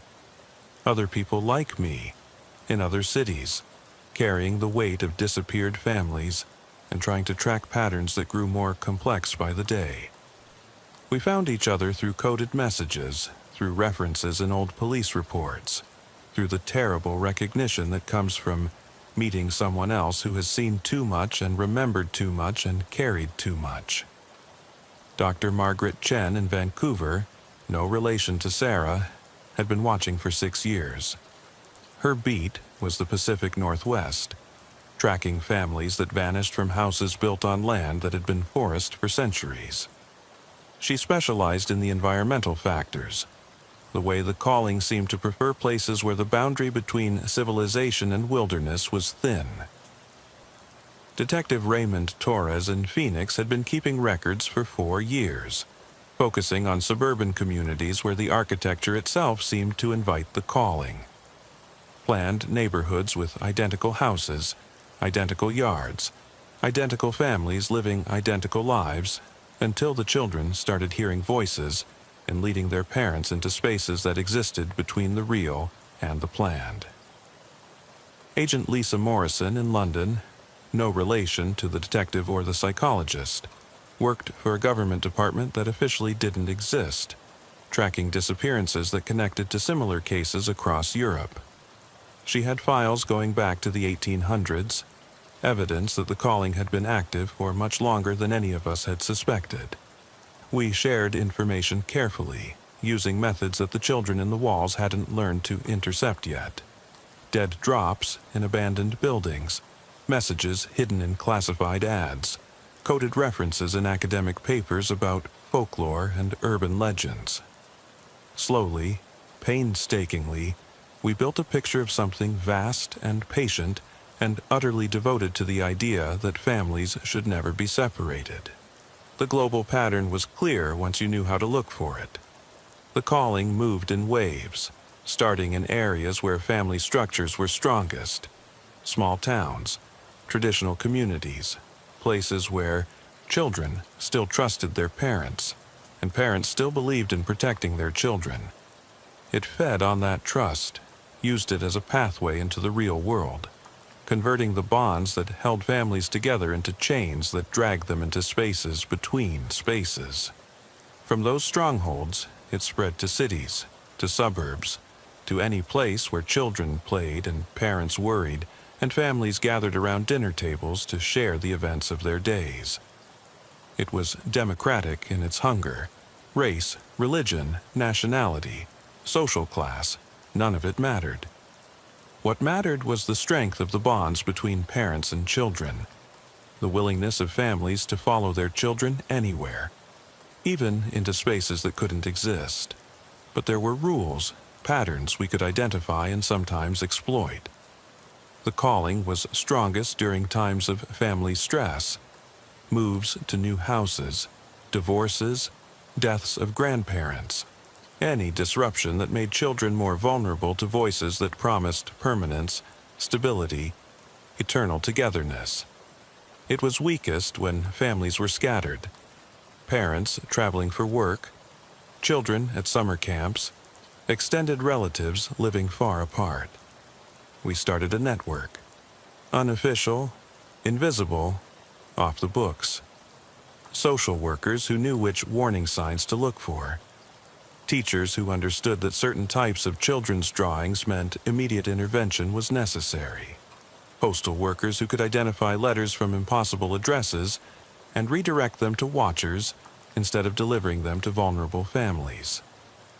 It wasn't enough to stop the calling, but it was enough to slow it down, to save some families, to give some children a chance to grow up in the real world instead of playing eternal games in the spaces between. The children in the walls noticed. The letters became more frequent, more insistent. Mary Blackwood's voice in my walls took on an edge of frustration, of impatience with my interference. "You're not supposed to fight us, Detective Walsh," she said one night as I updated my records. "You're supposed to watch, to remember, to carry our names." Mrs. Henderson understood that. She never tried to stop us. Mrs. Henderson didn't know how big this was going to get, I replied to the darkness. She thought you were local, contained. She didn't know you were planning to call every child in the world. The world is full of lonely families, Detective Walsh. Parents who work too much, children who spend too much time alone, homes where people live together but never really connect. We offer them something better. We offer them forever. You offer them death. We offer them transformation, transcendence, freedom from the boundaries that keep families apart. Her voice was getting older, more sophisticated, carrying the weight of decades spent converting human connection into something else entirely. Time, space, distance, death, these things don't exist in the spaces between. Families can be together always, exactly as they were in their happiest moments. But they're not really together. They're not really anything. They're more together than they ever were in the real world. More connected, more complete. They exist as pure love, pure family, pure belonging. Isn't that what every parent wants for their children? Isn't that what every child dreams of? I thought about Emma Morrison's letters, about the joy in her crayon drawings, about the evident happiness of families who had found their way into the spaces between. Maybe Mary was right. Maybe what they offered was better than the alternative. Growing up, growing apart, growing old, losing the people you loved to time and distance, and the inevitable entropy of human connection. But I also thought about the families I'd managed to save. Children who were now teenagers, struggling with homework and first crushes, and all the messy complications of growing up in the real world. Parents who worried about college tuition and job security, and whether they were raising their children right. Normal problems, human problems, real problems. The scratching in my walls was getting more aggressive, more demanding. The children had been patient with me for almost a year, but their patience was wearing thin. The gathering was almost complete, and they needed their watcher to stop interfering and start accepting. "You can't save them all, Detective Walsh," Mary said. "You can't even save most of them. The calling is too strong now, too widespread. Soon it will reach every child at once, and then your little network of watchers won't matter anymore." When? Soon. When the great room is ready, when all the houses are connected, when the spaces between become larger than the spaces within. Halloween, Detective Walsh. The night when the boundary between worlds is thinnest, when children are already thinking about transformation in masks and becoming something other than what they are. Halloween. 6 weeks away. 6 weeks to figure out how to stop something that had been building for almost a century. Something that had learned to edit reality around the edges and make itself invisible to anyone who might have the power to intervene. 6 weeks to save every child in the world from voices that promised them forever. The scratching in my walls had become a countdown, marking the days and hours until the great calling would begin. And I was the only person who knew it was coming. The only person who understood what was at stake. The weight of every disappeared family had been crushing enough. The weight of every family that was about to disappear might be enough to kill me. But if I didn't carry it, who would? The children in the walls were counting on me to give up, to accept their vision of forever, to stop fighting and start watching as they called every child in the world to join their eternal games. I pulled out a fresh notebook and started writing new names. Not the names of families who had already disappeared, but the names of children who were still here, still real, still growing up in a world where families could be messy and complicated and beautifully, imperfectly human. Those were the names I was going to fight for. The first sign that something had fundamentally changed came on October 13th, 2 weeks before Halloween. I was monitoring police scanners from 17 cities when they all went silent at exactly 11:47 p.m. The same time we'd first received the call about Mrs. Henderson 1 year earlier. For exactly 17 minutes, not a single emergency call was reported across North America. No domestic disputes, no traffic accidents, no break-ins or overdoses or heart attacks.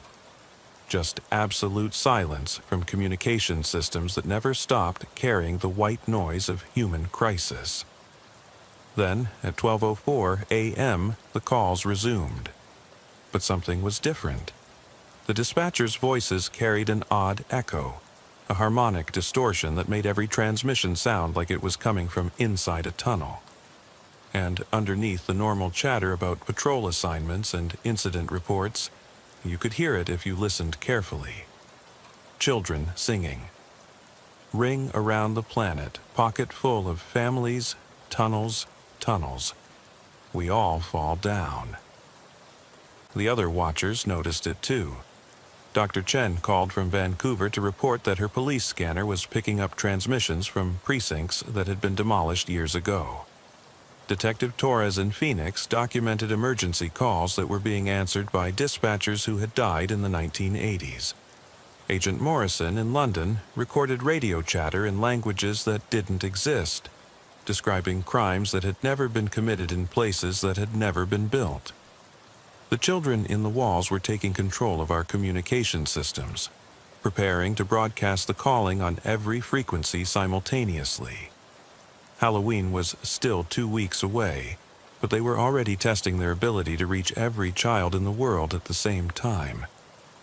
I tried calling the FBI, the CDC, the Department of Homeland Security. Every number I dialed connected me to the same voice, a cheerful receptionist who sounded exactly like Mary Blackwood. "I'm sorry," she would say, "but that department has been discontinued. Can I transfer you to our new family reunification services? They specialize in bringing loved ones together permanently." The children had been busy during the year I'd been watching them. They hadn't just been collecting families, they'd been learning how our world worked, how our systems connected, how our infrastructure could be turned against us. They understood now that the real world was held together by networks of communication and trust, and they were systematically corrupting both. My contact with the other watchers became sporadic, then impossible. Phone calls connected to dead air or recordings of children's laughter. Emails bounced back with error messages written in crayon. The coded messages we'd hidden in classified ads were replaced by recruitment notices for something called the Forever Family Foundation, promising eternal togetherness for parents and children who were tired of growing apart. By October 20th, I was completely isolated. The last watcher, as far as I could tell, still operating in the real world. The others had either been cut off like me, or they'd given up and accepted the calling themselves. I had no way to know which. The voices in my walls were constant now, no longer limiting themselves to nighttime whispers. They spoke openly during the day, discussing preparations for the great calling with the casual efficiency of event planners organizing a wedding. "The transmission arrays are aligned," Mary Blackwood announced during one of their morning briefings. "Every radio, every television, every cell phone, every device that can carry sound will broadcast our song simultaneously. No child will be able to avoid hearing it." "What about the parents?" asked another voice, one I didn't recognize. "The adults who might try to stop their children from answering. The song will affect them too," Mary replied. "Not the same way. Adults are too closed off, too skeptical to hear the calling directly. But they'll feel the pull, the need to follow their children wherever they lead. Family bonds work both ways, after all." I spent my days trying to reach anyone who might listen, anyone who might be able to help. But the children had been thorough in their corruption of communication systems. Every call I made, every message I sent, every attempt to warn the outside world was intercepted and redirected. The only people who could still receive my communications were the families the children had already marked for collection. My warnings reached them clearly, but only strengthened their eventual decision to follow their children into the spaces between. They interpreted my frantic calls and letters as confirmation that something wonderful was about to happen, something that would unite all families forever. On October 25th, 6 days before Halloween, the children made their final preparations visible. Every house in Millbrook where a family had disappeared now showed lights in the windows again. Not electric lights, something older, warmer, more organic. If you looked carefully, you could see figures moving behind the glass. Families reunited in their original homes, playing games that cast shadows on the walls. But the shadows were wrong. They moved independently of the figures that cast them, reaching across the glass to touch the shadows of trees, of other houses, of the real world itself. The entire neighborhood was becoming networked. connected by shadow tunnels that linked every space where families had once lived to every space where families still remained. The scratching in my walls evolved into something more complex, a rhythmic tapping that I slowly realized was Morse code. The children were sending technical specifications to each other, coordinates and frequencies and timing sequences for the Great Calling. They wanted me to understand what they were planning, wanted me to appreciate the elegance of their solution to the problem of human separation. On October 28th, 3 days before the calling, I received one final letter. Not from the children this time, but from Mrs. Henderson herself. Dear Detective Walsh, it read in her familiar handwriting, I want you to know how proud I am of the work you've done this year. You've carried the weight better than I ever did, remembered more names, saved more families, but now it's time to let go. The children aren't evil, you know. They're not monsters or demons or anything supernatural. They're just lonely. They've been lonely for so long, existing in the spaces between moments, watching families grow apart and children grow up and parents grow old. They want what we all want. Connection, belonging, love that doesn't fade with time. Tomorrow night, every child in the world will hear their song, and every child will have to choose between growing up in a world where families eventually break apart, or staying forever in a place where love is permanent and connection is absolute. Most of them will choose forever. How could they not? What child wouldn't want to play eternal games with parents who never get tired, siblings who never fight, grandparents who never die? The ones who choose to stay in the real world will grow up to become the new watchers. They'll remember the families who chose forever, keep their names, carry their weight. The cycle will begin again, but gentler this time, kinder, with less separation between the watchers and the watched. You've done your job, Detective Walsh. You've kept our names, remembered our faces, carried our weight until your heart nearly broke from the responsibility. Now, let someone else carry it for a while. Come home, come play with us, come be part of a family that will never have to say goodbye. The letter was signed not just by Mrs. Henderson, but by every family I'd documented over the past year. Hundreds of signatures, thousands of names, all the people I'd watched disappear into the spaces between. All of them inviting me to join them. On October 30th, the day before Halloween, I made my decision. I gathered all my notebooks, all my records, all the evidence I'd collected over the past year. I loaded them into my car and drove to the Millbrook Public Library, where I used their photocopier to make dozens of copies of everything. Then I mailed the copies to addresses I'd memorized. Police departments, newspapers, government agencies, random people whose names I'd picked from phone books.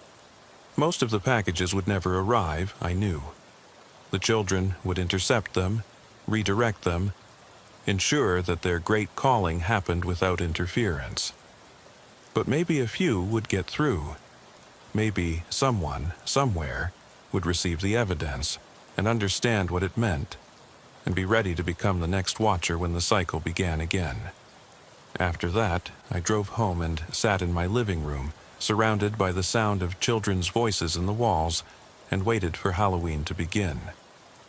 At exactly midnight on October 31st, every communication device in the world began broadcasting the same signal. Not just radios and televisions and cell phones, but also baby monitors and intercoms and electronic toys and anything else that could carry sound. The great calling had begun, and for the first time in over a year, I heard it clearly. Not the distorted echoes that had been leaking through walls and radios, but the actual song the children had been preparing for so long. It was beautiful.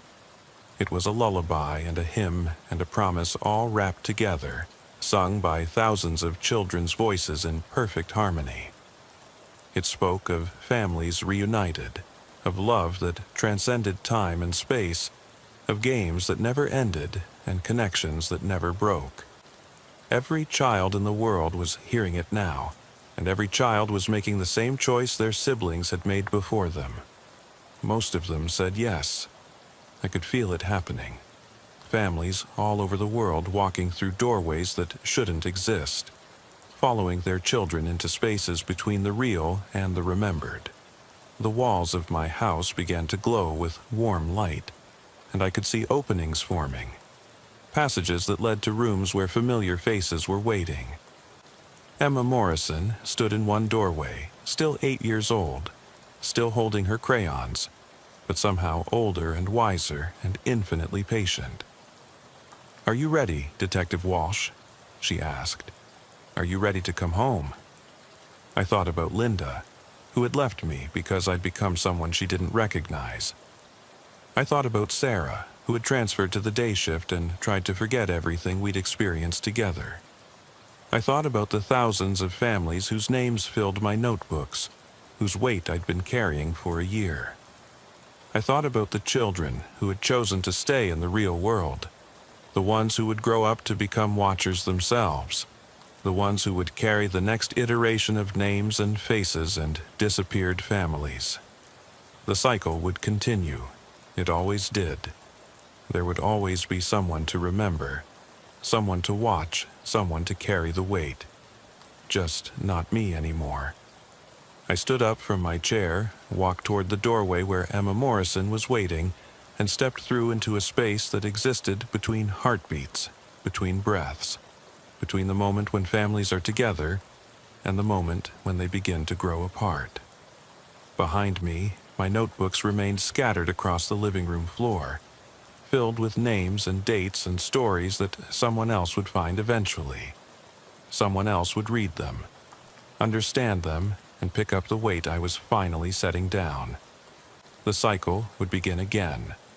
But for now, for the first time in over a year, I was going to play games that never ended with families that never had to say goodbye. The scratching in the walls had stopped, because I was the one making it now. The real world discovered my notebooks on November 3rd, 3 days after Halloween, when my landlord entered the apartment to investigate reports of strange sounds coming from the walls. By then, an estimated 847 million children worldwide had vanished overnight, along with their families, in what the media was calling the Great Disappearance. Detective Sarah Chen, she'd taken my name when she got married, a coincidence that felt less like chance and more like inevitability, was assigned to investigate my apartment.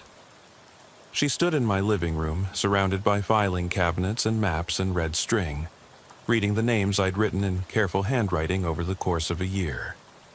"Jesus Christ, Mike," she whispered to the empty room. "What did you figure out?" The notebooks told the story chronologically, from that first night in Mrs. Henderson's house to the final entry I'd made on October 30th. Sarah read them all, working through the night, occasionally stopping to stare at the walls when she heard sounds that reminded her of scratching fingernails. She understood, better than anyone else could, what the evidence meant. She'd been there for the beginning, had seen Mrs. Henderson turn her dead eyes toward us, had run through that impossible hallway lined with shifting photographs. She knew I hadn't been losing my mind. She knew I'd been documenting something real. By morning, she'd made the same decision I had made a year earlier. She was going to become the next watcher. The Great Disappearance had broken every system humanity had built for processing mass casualties. Governments collapsed under the weight of trying to track 847 million missing persons reports filed simultaneously. Economic markets crashed when nearly a quarter of the global workforce simply vanished. Religious institutions split between those who saw it as rapture and those who interpreted it as judgment. But in the chaos, certain patterns became visible to people who knew how to look for them. Sarah assembled a new network of watchers from the survivors, police officers who had lost their partners, teachers whose entire classrooms had emptied overnight, Parents whose children had chosen to stay in the real world while their siblings had followed the calling. People who understood that something vast and patient had just achieved its largest victory, but who also understood that it wasn't finished, because children were still being born, families were still forming, and somewhere in the spaces between the real and the remembered, 847 million voices were singing lullabies that could be heard by anyone who knew how to listen. The children in the walls had gotten what they wanted, the largest gathering in their history, enough families to fill every empty space, every forgotten room, every place where love could exist without the constraints of time or distance. But they'd also learned something important about the real world. It was resilient. It adapted. It found ways to continue even after unimaginable loss. Sarah's first case came 2 weeks after the Great Disappearance. A family in Sacramento, the Washingtons, parents David and Marie, daughter Kelly, age 7, had reported strange sounds in their walls. Not scratching this time, but something that sounded like children playing hide-and-seek, counting down from 10 in voices that echoed from impossible distances. Sarah arrived at their house with equipment I'd never had access to: electromagnetic field detectors, thermal imaging cameras, audio recording devices sensitive enough to pick up whispers from several rooms away. The new generation of watchers was better equipped, better trained, better prepared for what they might encounter. But they were also fewer in number. Where there had once been thousands of families in neighborhoods like Millbrook, there were now dozens scattered across entire cities. The children in the walls had been thorough in their collection, taking not just the families who heard the calling directly, but also the neighbors who might have interfered, the teachers who might have recognized the warning signs, the social workers who might have known how to intervene. What remained was a world where most people had lost someone to the Great Disappearance, where everyone had a theory about what had happened, but no one had proof, where children's drawings of doorways and tunnels were carefully monitored by parents who didn't understand what they were looking for, but knew they should be afraid. Sarah saved the Washington family. She arrived in time to hear the countdown in their walls, in time to evacuate them before the doorways opened, in time to document the exact moment when their house tried to transform itself into something that existed between the real and the remembered. Her report was the first official police document to acknowledge that the Great Disappearance had been caused by something that could be studied, tracked, and potentially prevented. It was buried immediately by departments that weren't ready to accept that reality could be edited by voices in walls. But it reached the right people: scientists who specialized in anomalous phenomena, military analysts who tracked unconventional threats, government officials who dealt with problems that officially didn't exist. A new infrastructure developed around the Watchers.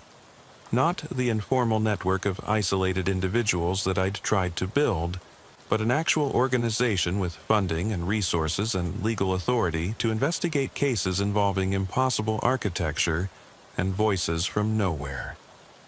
They called it the Department of Structural Anomalies, and Sarah became its first field director.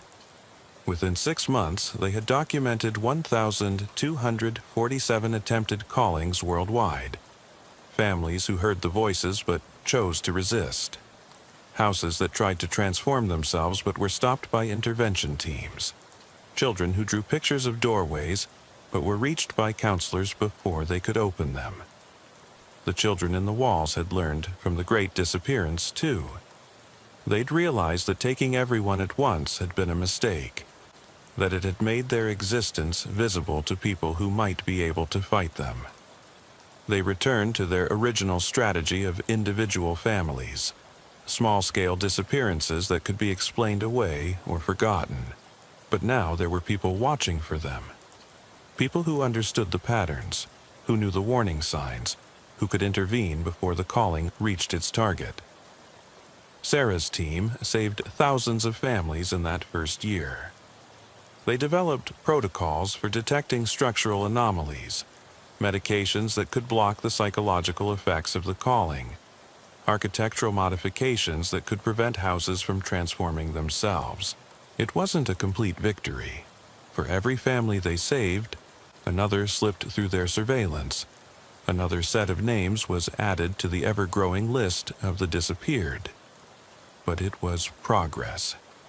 The first time in over a century that anyone had successfully fought back against the calling. The children in the walls adapted again. Instead of calling to entire families, they began targeting individual children. The lonely ones, the isolated ones, the ones whose families were already broken by divorce or death or distance. Children who were more likely to hear the voices, more likely to believe the promises of eternal togetherness, more likely to walk through doorways that their parents couldn't see. Sarah's team adapted too. They developed early warning systems based on children's behavioral patterns, school counseling programs that could identify at-risk students, foster care protocols that prioritized family stability over bureaucratic efficiency. It became an arms race between those who wanted to preserve families in the real world and those who wanted to collect them for the spaces between. Each side learned from the other's tactics, developed new strategies, found new ways to reach the children who were caught between competing definitions of what family meant. By the third anniversary of the Great Disappearance, Sarah had built an organization of 10,000 watchers worldwide. They operated from offices that looked like ordinary government buildings, but were designed according to architectural principles that prevented the formation of doorways to elsewhere. They carried equipment that could detect the early stages of structural transformation, medications that could protect against the psychological effects of the calling, communication devices that couldn't be intercepted by voices from the spaces between. They saved millions of families. They documented thousands of attempted callings. They built the first comprehensive database of structural anomalies, mapping the invisible geography that connected houses where families had disappeared to houses where families still lived. But they also understood that they were fighting a holding action, not a winning battle. The children in the walls were patient in ways that human organizations could never be. They could wait decades between attempts, could adapt to any defensive strategy given enough time, could always find new ways to reach children who needed to believe that families could be forever. Sarah's final report, filed on the 5th anniversary of the Great Disappearance, acknowledged this reality with the same brutal honesty I had tried to bring to my own documentation. "The calling cannot be stopped," she wrote. "It can be delayed, redirected, minimized, but not eliminated. It represents something fundamental about human nature, the desire for connection, for belonging, for love that transcends the limitations of time and space. What we can do is ensure that families understand the choice they're making.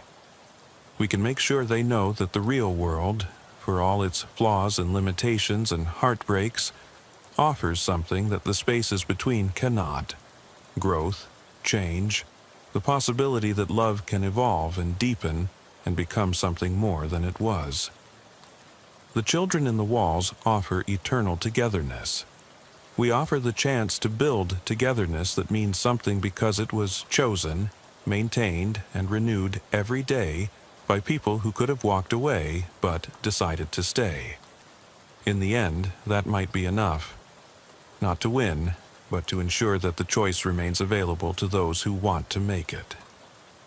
Sarah retired from active duty that same year, but she didn't stop watching. None of us ever stop watching. Once you've seen the doorways, once you've heard the voices, once you've carried the weight of names and faces and families who trusted their children to lead them somewhere safe, you can never quite stop listening for the scratching in the walls. I know this because I can see her sometimes, when the light is right and the shadows fall at the correct angles. She's older now, gray-haired and tired, but still writing names in notebooks, still remembering families who chose the spaces between over the real world. I arrived at the Hollow Creek overlook just past 10 o'clock, the cruiser's idling engine rattling in the stillness like a death rattle. The radio was silent. No dispatch traffic, no neighboring units answering routine check-ins, and for a moment, I let myself believe the night might pass without incident. My flashlight lay on the passenger seat, its battery half dead, the beam irregular, but it was better than nothing. I wrapped my coat tighter against the October chill, slipped out, and closed the door softly, careful not to shatter the illusion that this was just another quiet shift. The overlook was perched on the edge of Morgan's Ridge, an old estate left to decay sometime in the late 1970s. Folks around town whispered that the original family line had died out in some scandal no one could remember clearly. An heir lost in a car wreck, a daughter who vanished into the woods. The mansion itself sat back from the ditch cut by the county road, hidden behind a forest of oaks and pines so thick you almost couldn't see it until you were within 20 yards. Tonight, half its windows were boarded, the rest shattered or clouded with grime. A single porch light flickered on a rusted sconce, its glow weak as if struggling not to go out. I clicked on my flashlight and swept the beam across the cracked asphalt of the long driveway, counting the potholes that had formed in circles. Somewhere mice and snakes made their nests. I radioed dispatch. Unit 12 checking in at Hollow Creek. No movement yet, over. My voice sounded flat in my earpiece, lacking the confidence I used to have. 15 years on the force, and only a few nights ago, I dreamed of hands reaching through the walls of the precinct interview room. I told myself it was nothing, just stress, but I still carried a tremor in my chest that wouldn't fade. I climbed from the cruiser and walked toward the wrought iron gate, its paint flaking away in jagged scales. My boots crunched on gravel. The beam flickered again. Flicker, flicker, leaving me in darkness for a heartbeat before sputtering back to life. I hated that. It made me feel exposed. I tapped the flashlight against my palm, heard the hollow ring, and cursed under my breath. I'd need to rely on my service weapon if things went south, but the last time I'd fired a round, it still haunted me. A suspect had come at me swinging a crowbar, and the kid had died with blood flooding the hallway tiles. I still saw his eyes. Beyond the gate, I moved down the overgrown walkway toward the front door. The house rose like a wounded thing, its stone pillars pitted by time and vines. The wood paneling around the door was splintered, as though someone had tried to break in and given up. I pressed my ear to the surface and listened. Nothing. No creak of floorboards, no rustle of animal in the walls. But then, a faint thump, like footsteps upstairs. I tightened my grip on the mag light and keyed my mic. Dispatch, I think I've got movement on the second floor. Advise backup, possible trespasser. My words crackled through the static, and I heard the faint buzz of dispatch acknowledging. Good. I needed someone to blame if this went wrong. I stepped inside. The door gave way with a groan that echoed into the foyer. The air was heavy with rot and a sweetness I couldn't place, like decaying flowers mixed with old sugar. My flashlight beam cut through the dust motes, revealing a grand staircase winding upward, its banister a twisted relic of mahogany that had turned gray. Wallpaper peeled from the walls in tatters.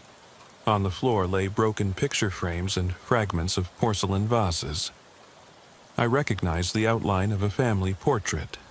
A father in uniform, his arm around a young woman in a white dress, her eyes glassy with forced happiness. I swallowed and advanced. Every nerve in my body screamed to turn back. The beam swept left to the parlor, where the remains of a piano sat collapsed, keys yellowed and cracked. I remembered childhood stories about the Whitmore mansion south of here. How late at night people heard piano music when no one was there. The thought made my skin crawl, but tonight it was just this place, this Hollow Creek estate, and maybe a stray cat. I pressed on, one foot in front of the other. Halfway down the hallway, I noticed footprints in the dust, bare, small, like a child's. They trailed toward a door marked Library. My pulse caught. How often do kids wander abandoned mansions? Not often. I eased the door open, its hinges shrieked like a tortured soul. Inside, shelves once grand sagged under the weight of rot. A single book lay face down on a table, a pattern of shadows by some author I didn't recognize. I knelt and picked it up, fingertips brushing the cover cloth. It was warm to the touch. My heart hammered. Nothing in this house should have warmth. Then, a whisper through my earpiece, low and urgent. "Stay away," it said. Just those two words, followed by static. I jerked the radio away from my ear. Channel 4 was silent. My own voice came back to me on the speaker. "Stay away." I looked at the book, then around the room. No one there, just dust and books rotting in their spines. I swallowed and closed the door gently. The footprints continued past me down the corridor. I decided to follow them, flashlight sweeping, gun drawn. I felt ridiculous. An officer stalking a ghost. But my gut told me this wasn't ordinary. At the end of the hall, a door stood slightly ajar. From behind it came the unmistakable sound of someone crying, soft, broken sobs, echoing in the shuttered darkness. The crack in the door was narrow. I peered through. A girl sat huddled in the center of the room. She wore an old-fashioned nightgown, and her hair hung in wet strands over her face. In her lap was a doll, one of those porcelain-head dolls with painted cheeks and eyes that opened on springs. But the doll's eyes were closed, and its porcelain face was cracked, as though struck too hard and patched with something dark. "Ma'am?" I said, voice low. The girl hunched tighter, rocking side to side. "Hey, it's okay, you're safe." My words died on my tongue. The light from my beam played across the wall behind her, and I saw words scratched into the plaster. "Help me." The letters jagged, uneven, half erased by time. Beneath that, something newer. "You're next." The words oozed dread I could taste. The girl looked up. Her eyes were empty pits, blacker than the dark around her.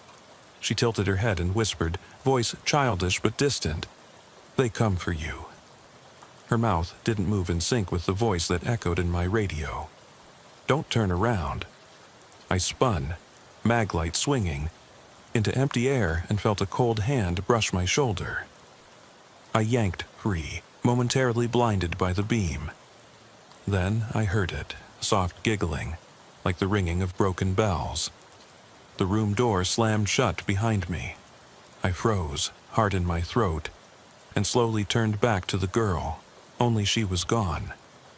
The doll lay shattered on the floor, porcelain shards scattered like bones. My radio crackled. "Dispatch, Unit 12, you still with us?" I squeezed the mic. I'm still here. Something's wrong. I need..." Static swallowed my words. Then a scream, my own voice, screaming, echoed through the receiver. I stumbled back, dropping the maglite. Darkness swallowed me whole as I fumbled for my weapon. Above me, the house groaned. The lights in the corridor flickered on for a heartbeat, illuminating the footprints now running back toward the foyer, as though someone, or something, was fleeing. The beam from my fallen flashlight sputtered and died. I raised my pistol into pitch black. My breath caught, and I felt that same sweetness in the air, thick as syrup. Then, unmistakably, a child's laughter, gleeful, mocking, drifted down from the ceiling, closer now, circling me in the silence. and in that instant I realized I should have left the moment I heard the whisper on the radio. But it was too late to turn back. Something was here with me, and it wasn't going to let me go without a fight. I stumbled backward, heart hammering so hard I could almost feel it in my throat. The laughter swelled around me, a dozen childish voices overlapping, coming from the walls, the ceiling, everywhere at once. My finger tightened on the trigger, knuckles white. I clicked the safety off and swept the beam of my spare light across the floor, only to realize it lay broken where I'd dropped it. Darkness pressed in, thick and suffocating. I forced myself to move, one careful step at a time, following the faint scuff of those footprints, the ones that led in and out of the library room. I had to find an exit, had to get out before whatever this was closed in on me. My boot caught on a splintered board. I nearly fell. When I righted myself, I saw, scrawled in fresh chalk on the floorboards, a single word: wait. The letters were large, uneven, drawn by a hand that trembled with panic. I swallowed. Wait for what? My radio crackled again, a garbled mess of static and half-words. I keyed the mic. "Dispatch, Unit 12, do you copy?" My own voice sounded hollow. Static surged, then subsided long enough for a whisper to slip through. "Don't come back." The words were the same as before, but now there were more. Faint syllables tangled in the hiss, like an echo chamber of countless voices. "Run," it said, "or stay forever." I raised my pistol and yelled into the darkness, "Show yourself!" My voice cracked on the last word. Silence answered. Then footsteps, light, deliberate, skirting around me in a slow circle. I spun, muzzle swinging, but found nothing. My flashlight's dying battery flickered one last time, revealing at the edge of its glow a little girl's doll, seated on the stairs. Her ceramic face was intact now, but her eyes were open, glassy, reflecting a light I didn't have. Her painted lips curved in a smile that felt like a trap. I swallowed hard and forced myself up the staircase. Each step creaked under my weight. The doll remained on the bottom tread, unmoving, as though guarding the path. Halfway up, the beam caught another message on the wall. This time written in what looked like charcoal. "You forgot us." My breath caught. Who was us? I'd seen no faces, heard only whispers. Yet here, in this house, everything was pointing at me, accusing, reminding. At the top of the stairs, the hallway stretched away, lined with doors. One on the left was cracked. A sliver of dim orange light glowed beneath. I inched closer, pistol trembling, and pushed the door open. Inside, an old nursery, peeling pastel wallpaper patterned with lambs, a toppled rocking horse lying on its side. There, in the center of the room, a tiny bed with white sheets, pristine, unwrinkled, and the faint smell of perfume hung in the air. I stepped forward, beam sweeping the mattress. On it lay a handkerchief, embroidered with initials, M.W. I recognized them immediately. Morgan Whitmore. The original owner's daughter vanished decades ago. My mind spun. If she'd vanished here, was this where she died? Or was she still here, in some twisted half-life? I lifted the handkerchief, fingertips brushing the silky fabric. It was stained, not with blood, but something darker, an oily residue that clung to my glove. I pressed the cloth to my nose. The scent was sweet, floral, and sickening. I heard a whisper behind me. "Wear it." I spun, but no one stood there.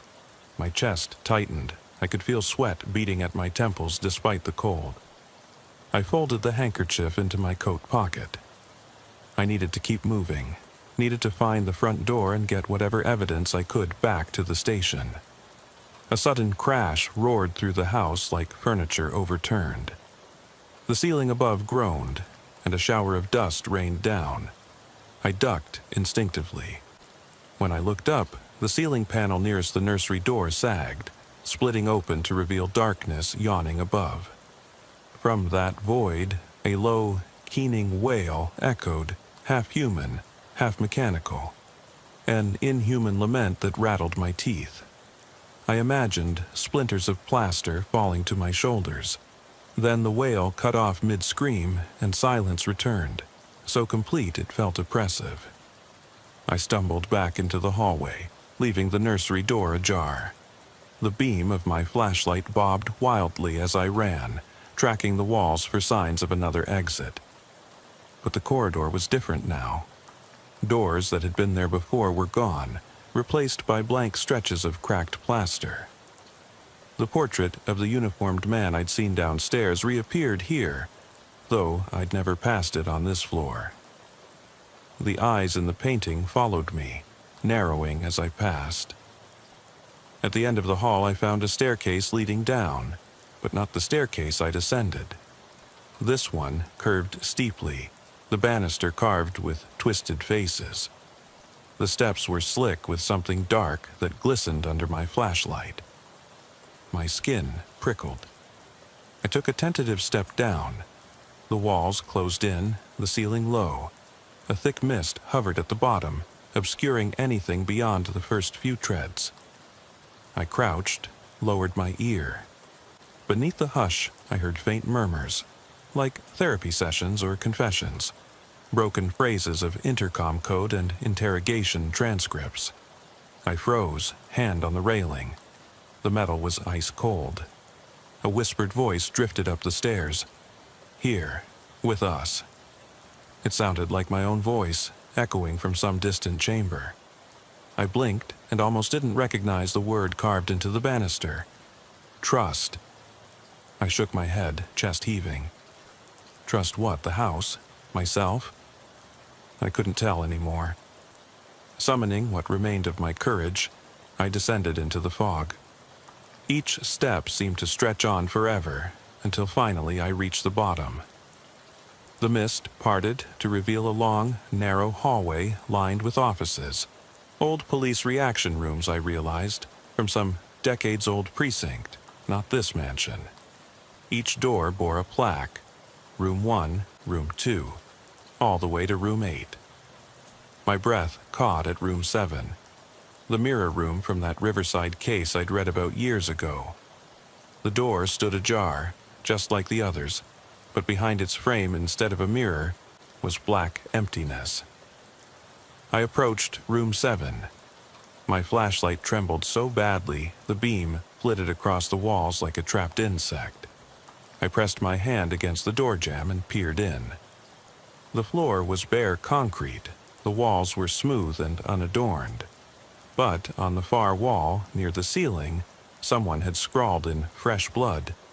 Though where the blood had come from, I had no idea. It read, "They've returned." My radio died in that moment. No static, no whisper, just an all-consuming silence. I felt it before I heard it. A low hum, steadily rising in pitch until it filled my skull. My fingers bled where I'd pressed them against the door. I stumbled back, falling to my knees. The hum crescendoed, and the emptiness in the doorway seemed to pulse like a heartbeat. A sudden gust of wind tore through the hallway, extinguishing my flashlight and plunging me into total darkness. I heard the doors on either side slam shut at the same time, trapping me in that narrow space. Panic clawed at my lungs. I fumbled for my pistol, but it had vanished. I must have dropped it on the stairs. All I had left was the handkerchief in my pocket and my own 2 hands. Then the lights flickered on. Weak bulbs mounted in the ceiling, casting a sickly yellow glow. As my eyes adjusted, I saw them, shadows pooling in each doorway, shapes so indistinct I couldn't say if they were human. They shifted, stretching long arms, or was that my imagination? Then one figure stepped forward into the hallway. It wore a uniform like mine, though tattered, its badge impossible to read. Its face was half hidden in shadow, but I knew those eyes, my own reflection, twisted by fear and regret. It smiled, lips peeling back to show teeth that looked like broken glass, and it raised a hand, palm toward me, in a slow, beckoning motion. I tried to scream, but no sound came. My legs felt like lead, refusing to move. The figure took another step, and behind it, in each doorframe, more silhouettes pressed forward, echoes of me and of those who had come before. The hum became a roar of static and voices, telling me to join them, to stay forever in this place beyond reason. And as the door to room 7 creaked closed behind me, sealing off any chance of retreat, I realized with absolute certainty that the Hollow Creek overlook was no accident on the map, and I was never meant to leave. The corridor darkened, the glow faded, and all I could hear was that fractured laugh receding into the distance, calling me to follow. I forced my legs into motion despite the paralysis clawing at my mind. Each step toward the blackened doorway of room 7 felt like wading through molasses. My uniform heavy on my shoulders, every breath a battle against the pull of that humming void. The silhouettes waiting in the doorways beyond were impossibly tall, limbs elongated like the shadows you see when the sun's too low and your mind's too tired. Their forms flickered at the edges, as though reality itself was trying and failing to hold them together.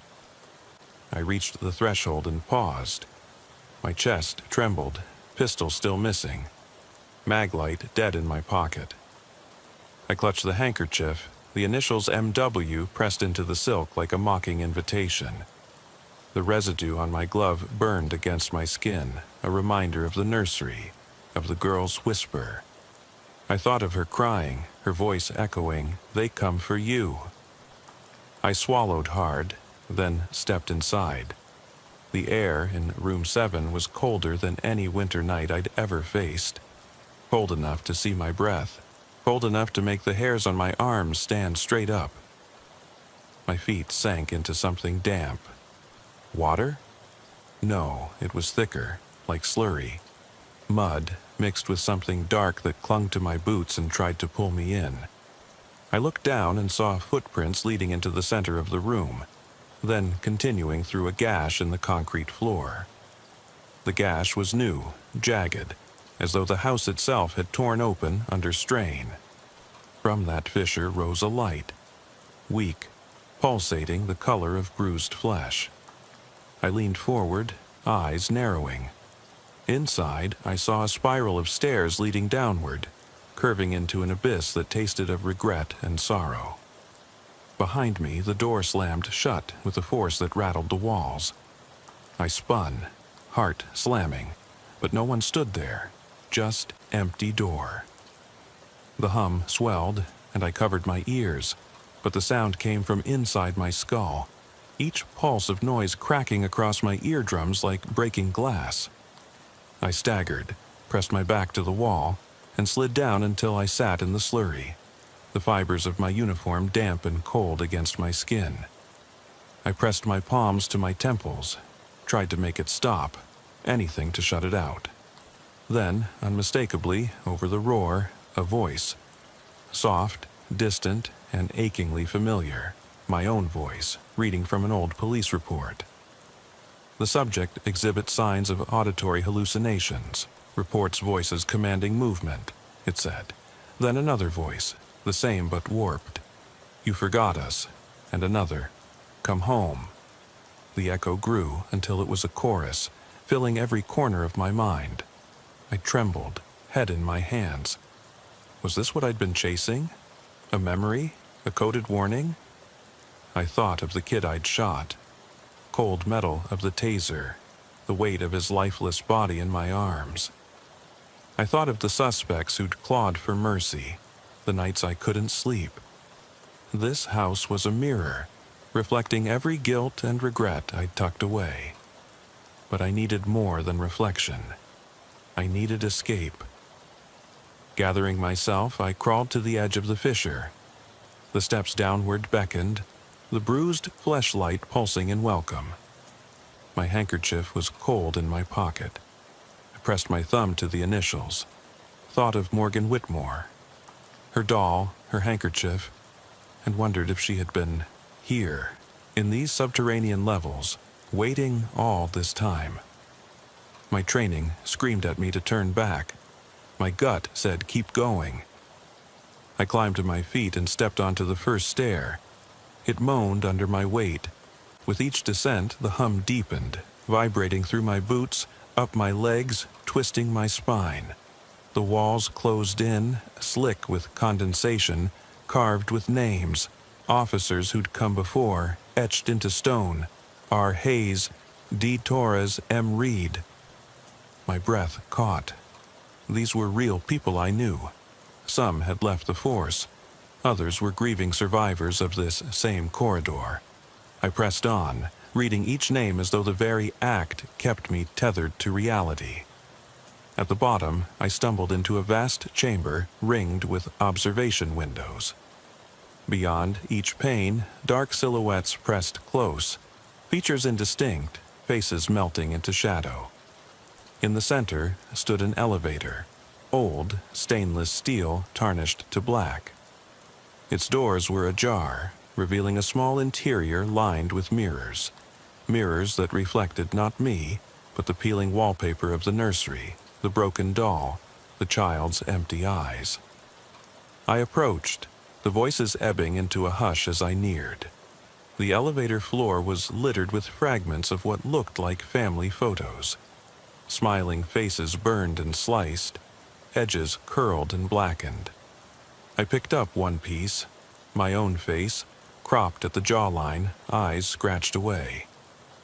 I dropped it, and the hum returned, low and insistent. Without thinking, I stepped into the elevator. The doors groaned closed behind me. Inside, the mirrors rippled as though warm breath pressed against them, distorting my reflection into dozens of me. Tired, fearful, broken. My heart pounded. The control panel bore only one button, a red circle with no label. I pressed it. The elevator lurched downward. No indicator lights, no hum of machinery, just the rain of footsteps that circled the compartment as the doors slid apart. Outside was a corridor bathed in darkness so absolute I almost couldn't see the threshold. In that darkness, the whisper came again. Welcome home. I raised my handkerchief, held it to my face. The residue flaked off in gray flakes. I realized I'd never felt more alive. The corridor stretched out, lined with cell doors. Beyond them, muffled voices, cries, confessions, laughter, pleading. I could see shapes moving behind the bars. They looked like me, like the silhouettes upstairs, but always just beyond reach. I turned to step forward, and the door behind me slammed shut. The elevator vanished. My arm jerked back. My hand went reflexively to my belt, where my service taser should have been. It wasn't. I patted my pockets, empty. I was unarmed, alone, inside some forgotten artery of this place that shouldn't exist. Then I heard it. A slow, deliberate footsteps, approaching from the end of the corridor. Not multiple footsteps, but one pair, heavy, measured. I trained my empty hand where I'd last felt the weight of my pistol. Each footfall echoed. The door at the corridor's end scraped open, and a figure stepped out. It wore a sheriff's uniform, blue shirt, badge brilliant silver in the gloom. Its boots were polished to a mirror sheen, but its face was nothing but a void. No skin, no features, just darkness where bone should be. It tilted its head, and I felt a pull in my gut like being sucked toward a void. I took a shaky breath. "Who are you?" I managed to croak. No answer. The figure lifted a hand, fingers curved in invitation. I wanted to run, but my feet were rooted. The corridor behind me glowed dimly, and I saw dozens of faces pressed against the bars. My reflection, their eyes glassy with accusation. The figure stepped closer. Its movements were fluid.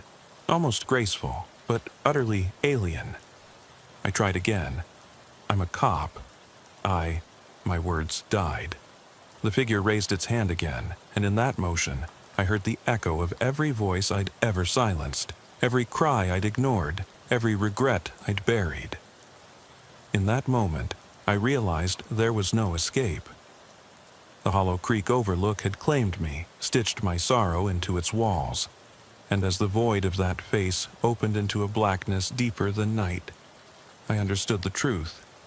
I had become as lost as the girl in the library, as broken as the officers whose names were etched into the stairwell.